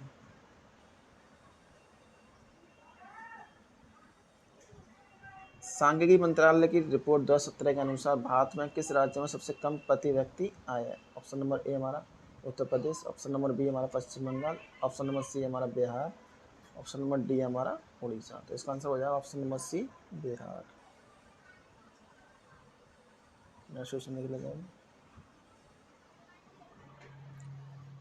S&P BSE इंडेक्स या सेंसिटिव इंडेक्स जिस पर आधारित है उस बास्केट में कितने स्टॉक हैं? ऑप्शन नंबर ए है 20, ऑप्शन नंबर बी है 30, ऑप्शन नंबर सी है 40, ऑप्शन नंबर डी है 50। तो इसका आंसर क्या हो जाएगा? Option number B 30। ठीक है। S&P BSE सेंसेक्स जिसे BSE 30 सेंसेक्स भी कहा जाता है, यह 30 तरह से स्थापित है वित्तीय रूप से अच्छी कंपनियों की एक free float market weighted stock market index है। इसमें 30 घटक कंपनियां जो सबसे बड़े और सक्रिय रूप से कारोबार किए हुए स्टॉक का जो भारतीय अर्थव्यवस्था के विभिन्न औद्योगिक क्षेत्रों के प्रतिनिधि हैं। नेक्स्ट क्वेश्चन हमारा, एशिया के निम्न देशों में से कौन सा देश तेल पेट्रोलियम का सबसे बड़ा उत्पादक देश है? ऑप्शन नंबर ए है सऊदी अरब, ऑप्शन नंबर बी है यमन, ऑप्शन नंबर सी है ईरान, ऑप्शन नंबर डी है इराक। तो इसका आंसर हो जाएगा ऑप्शन नंबर ए सऊदी अरब। नेक्स्ट क्वेश्चन देखते हैं, अब इसको डिटेल में देखते हैं। एशिया में सऊदी अरब कच्चे तेल पेट्रोलियम का सबसे बड़ा उत्पादक देश है। ओपेक पेट्रोलियम उत्पादन करने वाले देशों का संगठन है जिसका मुख्यालय ऑस्ट्रिया के वियना शहर में है। वेनेजुएला तेल भंडार में प्रथम स्थान रखता है जबकि सऊदी अरब द्वितीय स्थान पर है। ठीक है। नेक्स्ट क्वेश्चन देख लेते हैं। निम्न में से कौन सा भारत का सबसे पुराना तेल पेट्रोलियम उत्पादक राज्य है? ऑप्शन नंबर ए है ओडिशा, ऑप्शन नंबर बी है झारखंड, ऑप्शन नंबर सी है असम, ऑप्शन नंबर डी है मध्य प्रदेश। तो इसका आंसर क्या हो जाएगा? Option number C Assam. ठीक है ना। डिटेल में देखते थोड़ा सा। भारत में सबसे पुराना पेट्रोलियम उत्पादक राज्य असम है। डिगबोई शहर असम राज्य की तेल नगरी के रूप में जाना जाता है। डिगबोई असम में एशिया की पहली बार तेल कुएं का खनन हुआ था एवं सन 1901 में एशिया की पहली रिफाइनरी को शुरू किया गया था। डिगबोई में अभी तक तेल का उत्पादन करने वाले सबसे पुराने कुएं हैं। नेक्स्ट क्वेश्चन हमारा, भारतीय रिजर्व बैंक की स्थापना किस वर्ष हुई थी? ऑप्शन नंबर ए है 1930, ऑप्शन नंबर बी है 1935, ऑप्शन नंबर सी है 1940, ऑप्शन नंबर डी है 1945।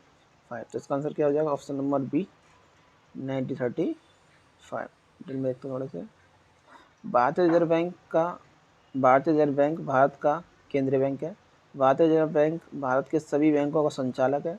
भारतीय रिजर्व बैंक की स्थापना 1 अप्रैल 1935 ईस्वी को reserve bank of India act 1934 के अनुसार हुई। भारतीय रिजर्व बैंक का मुख्यालय मुंबई शहर में है। वर्तमान में रिजर्व बैंक ऑफ इंडिया के गवर्नर श्री उर्जित पटेल हैं जिन्होंने 4 सितंबर 2016 को पदभार ग्रहण किया है। ये 2016 की बात है, पर इस प्रेजेंट में कौन है? शक्तिकांत दास है। ठीक है ना, गवर्नर, इसको याद रखिएगा आप। नेशनल स्टॉक एक्सचेंज का मुख्यालय कहाँ पर है? ऑप्शन नंबर ए है हमारा चेन्नई, ऑप्शन नंबर बी है हमारा दिल्ली, ऑप्शन नंबर सी है हमारा मुंबई, ऑप्शन नंबर डी है हमारा बेंगलोर। तो इसका आंसर क्या हो जाएगा? Option number C Mumbai. ठीक है ना। नेशनल स्टॉक एक्सचेंज भारत का सबसे बड़ा स्टॉक एक्सचेंज है। इसका मुख्यालय मुंबई में स्थित है। इसकी स्थापना 1992 में हुई थी। यह विश्व का तीसरा सबसे बड़ा स्टॉक एक्सचेंज है। ठीक है ना। नेक्स्ट क्वेश्चन देखते हैं। पहले भारतीय राज्य का नाम बताइए जिसके प्रत्येक परिवार में कम से कम एक सदस्य के पास बैंक खाता है। ऑप्शन नंबर ए हमारा महाराष्ट्र, ऑप्शन नंबर बी है हरियाणा, ऑप्शन नंबर सी है Himachal Pradesh, option number D है हमारा केरला। तो इसका आंसर हो जाएगा option number D Kerala. Kerala Bharat का पहला ऐसा राज्य है जिसमें प्रत्येक परिवार में कम से कम एक सदस्य के पास बैंक में खाता है। नेक्स्ट क्वेश्चन देखते हैं। योगक्षेम बाह्यम किसका आदर्श वाक्य है? ऑप्शन नंबर ए हमारा भारतीय state bank SBI, option number B है हमारा LIC ऑफ इंडिया भारतीय जीवन बीमा निगम, ऑप्शन नंबर सी है लोकसभा, ऑप्शन नंबर डी हमारा प्रधानमंत्री कार्यालय। तो इसका आंसर हो जाएगा option number B LIC of India भारतीय जीवन बीमा निगम। देखते हैं थोड़ा से। योगक्षेम बाह्यम का शाब्दिक अर्थ मैं योगक्षेम का वहन करता हूँ। यह LIC ऑफ इंडिया भारतीय जीवन बीमा का आदर्श वाक्य है। ठीक है, नेक्स्ट क्वेश्चन देख लेते हैं। प्रच्छन्न छिपी बेरोजगारी का परिणाम क्या होता है? ऑप्शन नंबर ए लेन देन की लगातार वृद्धि, ऑप्शन नंबर बी है बाजार में लेन देन की कम क्षमता, ऑप्शन नंबर सी है कुल उत्पादन में गिरावट, ऑप्शन नंबर डी है अनुत्पादक कर्मचारियों की संख्या में वृद्धि। तो इसका आंसर क्या हो जाएगा? ऑप्शन नंबर डी, अनुत्पादक कर्मचारियों की संख्या में वृद्धि। ठीक है, प्रच्छन्न या छिपी बेरोजगारी के परिणाम में अनुत्पादक कर्मचारियों की संख्या में वृद्धि होती है। देखते हैं कितने क्वेश्चन और 124 है। ठीक है ना,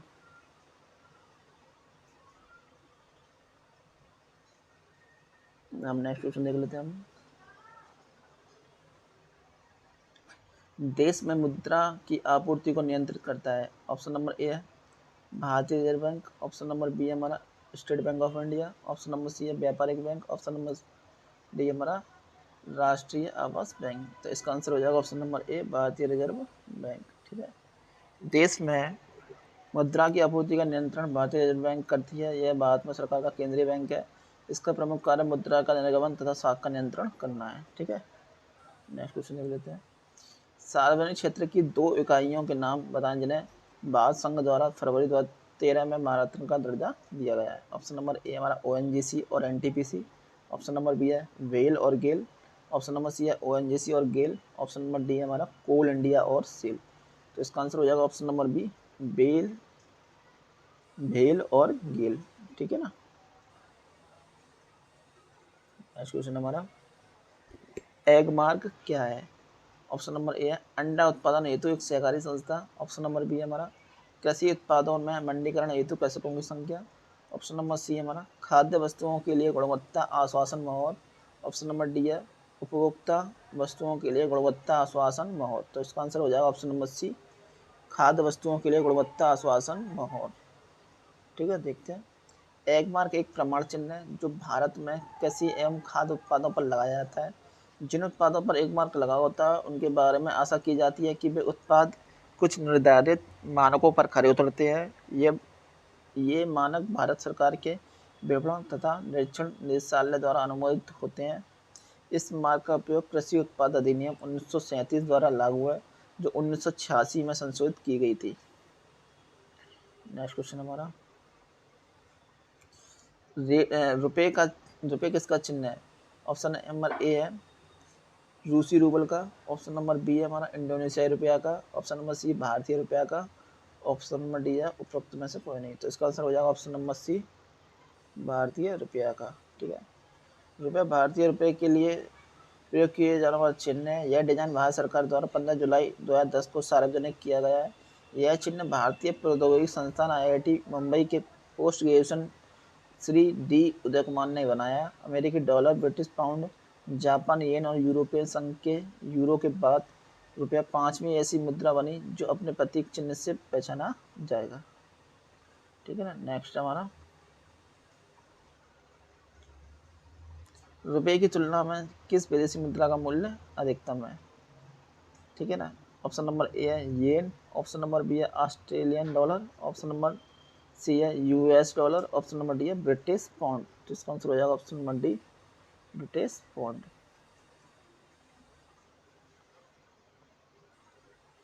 नेक्स्ट क्वेश्चन हमारा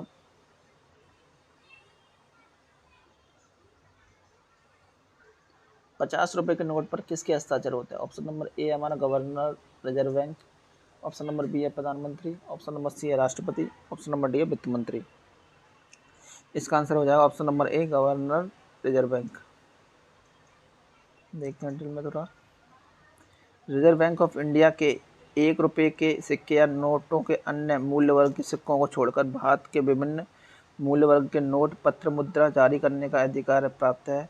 अतः 50 रुपये के नोट पर RBI के गवर्नर का हस्ताक्षर होता है, जबकि 1 रुपये के नोटों तथा सिक्कों का निर्गमन वित्त मंत्रालय द्वारा होता है। अतः 1 रुपये के नोट पर वित्त सचिव का हस्ताक्षर होता है।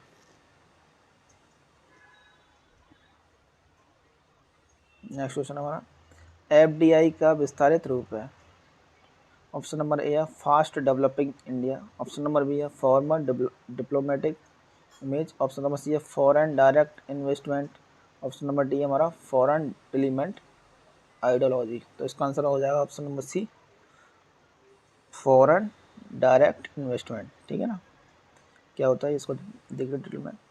एफडीआई फॉरेन डायरेक्ट इन्वेस्टमेंट सामान्य भाषा में एक देश की कंपनी द्वारा दूसरे देश में किया गया निवेश प्रत्यक्ष विदेशी निवेश कहलाता है। यह दो तरह का होता है, पहला इनवार्ड, दूसरा आउटवार्ड। इनवार्ड में विदेशी निवेशक भारत में कंपनी की शुरू करें यहाँ के बाजार के में प्रवेश कर सकता है। एफडीआई से घरेलू अर्थव्यवस्था में नई पूंजी, नई प्रौद्योगिक नीति आती है और रोजगार के अवसर बढ़ते हैं।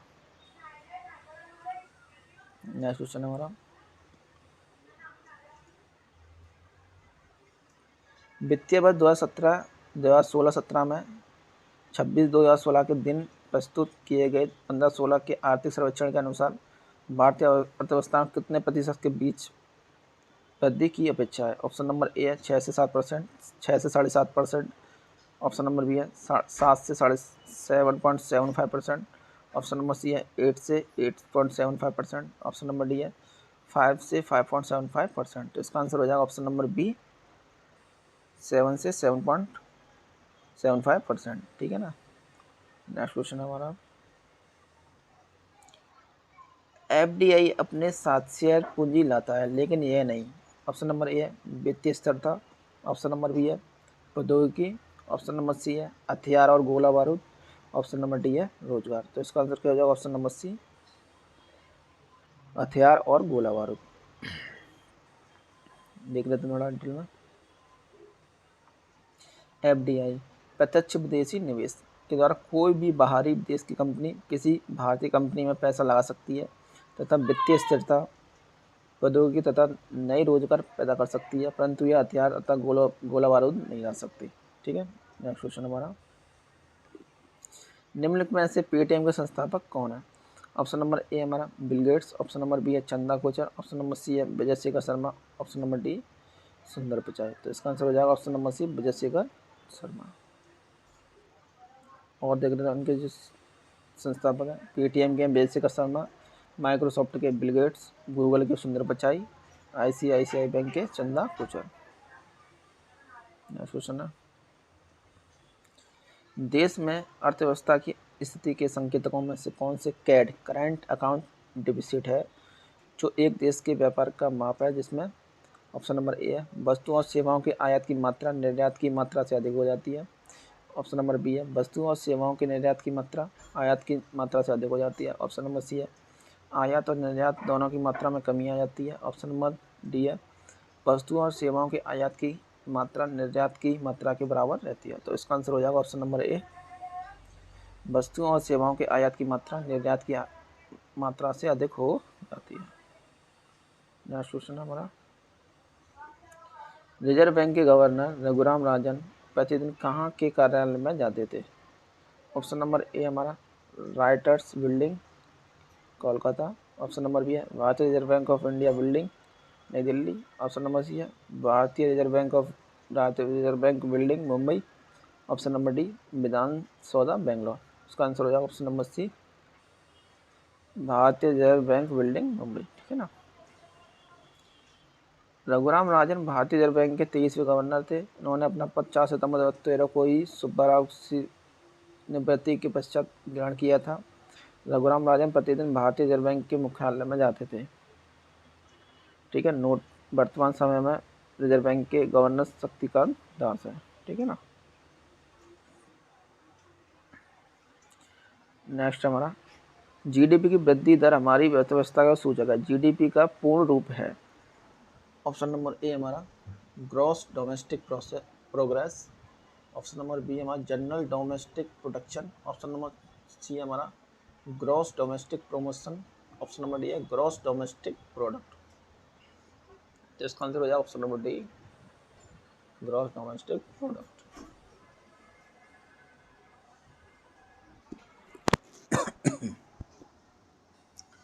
देखते हैं थोड़ा डिटेल में से। जीडीपी वृद्धि दर हमारी अर्थव्यवस्था का सूचक है। जीडीपी का पूर्ण रूप ग्रॉस डोमेस्टिक प्रोडक्ट सकल घरेलू उत्पाद है। किसी देश की घरेलू सीमा के भीतर जिन वस्तुओं अथवा सेवाओं का उत्पादन किया जाता है उनके मूल्य को हम घरेलू उत्पाद या सकल घरेलू उत्पाद कहते हैं। ठीक है ना। नेक्स्ट क्वेश्चन देख लेते हैं। भारत का आर्थिक सर्वेक्षण प्रत्येक वर्ष सरकारी तौर पर प्रकाशित किया जाता है। ऑप्शन नंबर ए हमारा भारतीय रिजर्व बैंक द्वारा, ऑप्शन नंबर बी है भारतीय योजना आयोग द्वारा, ऑप्शन नंबर सी है भारत सरकार के वित्त मंत्रालय द्वारा, ऑप्शन नंबर डी है भारत सरकार के उद्योग मंत्रालय द्वारा। तो इसका आंसर हो जाएगा ऑप्शन नंबर सी, भारत सरकार के वित्त मंत्रालय द्वारा। ठीक है।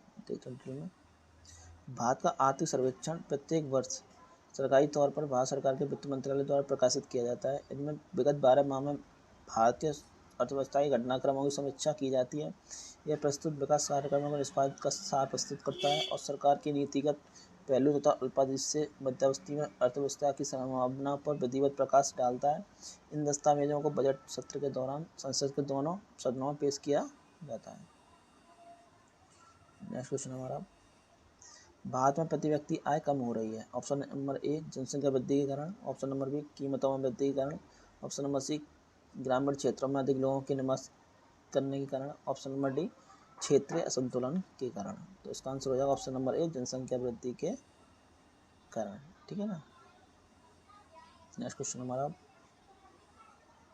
डॉक्टर अमर्त्य सेन कुमार सेन ने नोबेल पुरस्कार को उनके निम्न में से किस योगदान के लिए विज्ञान में दिया गया था। ऑप्शन नंबर ए है श्रम अर्थशास्त्र, ऑप्शन नंबर बी है विपणन अर्थशास्त्र, ऑप्शन नंबर सी है मौद्रिक अर्थशास्त्र, ऑप्शन नंबर डी है कल्याणकारी अर्थशास्त्र। तो इसका आंसर हो जाएगा ऑप्शन नंबर डी कल्याणकारी अर्थशास्त्र। ठीक है।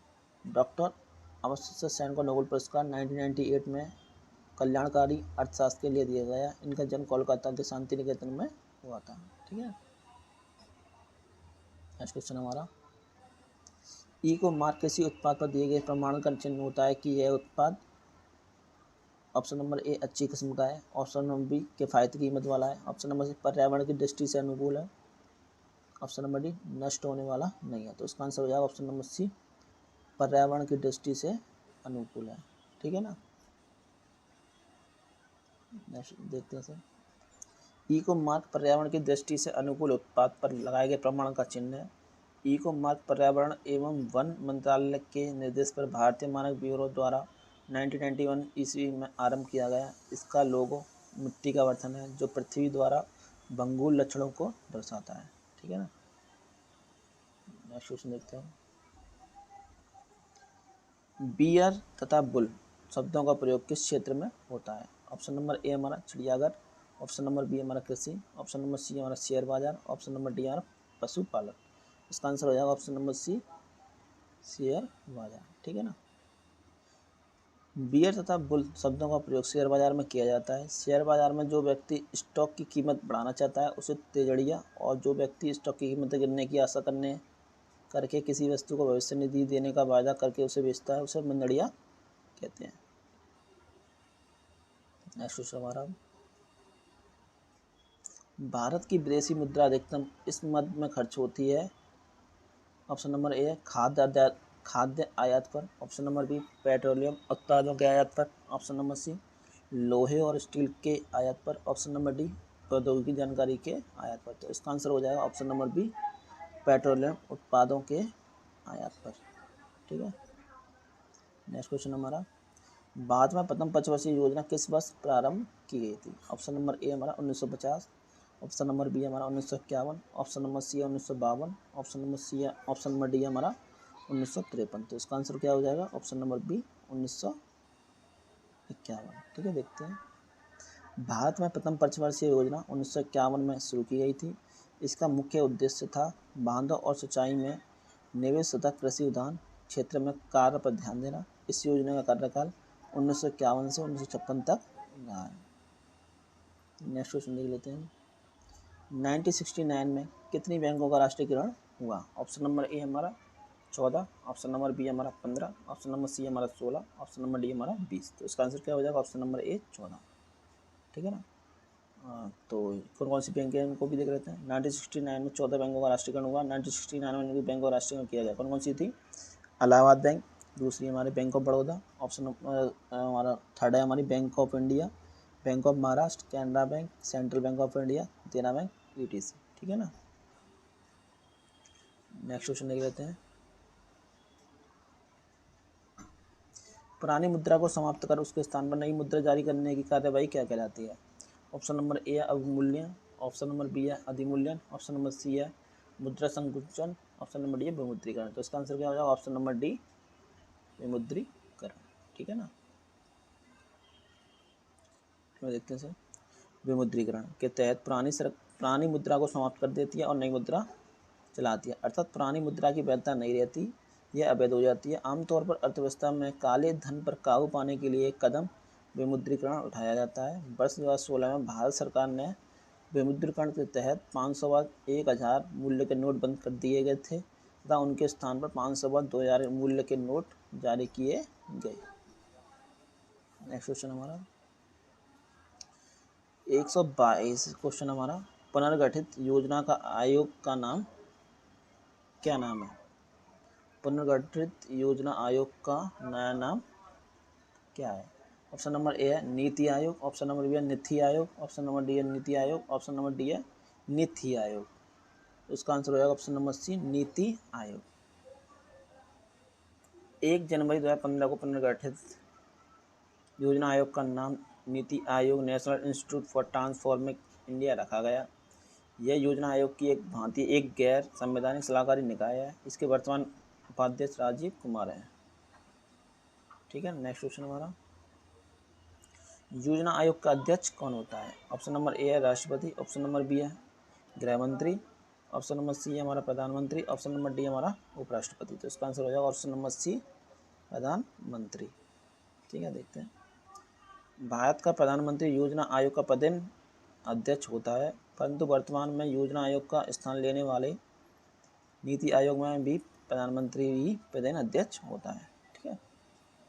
इस चैप्टर का नेक्स्ट और लास्ट क्वेश्चन है। ठीक है ना। इसके बाद ये चैप्टर समाप्त हो जाएगा।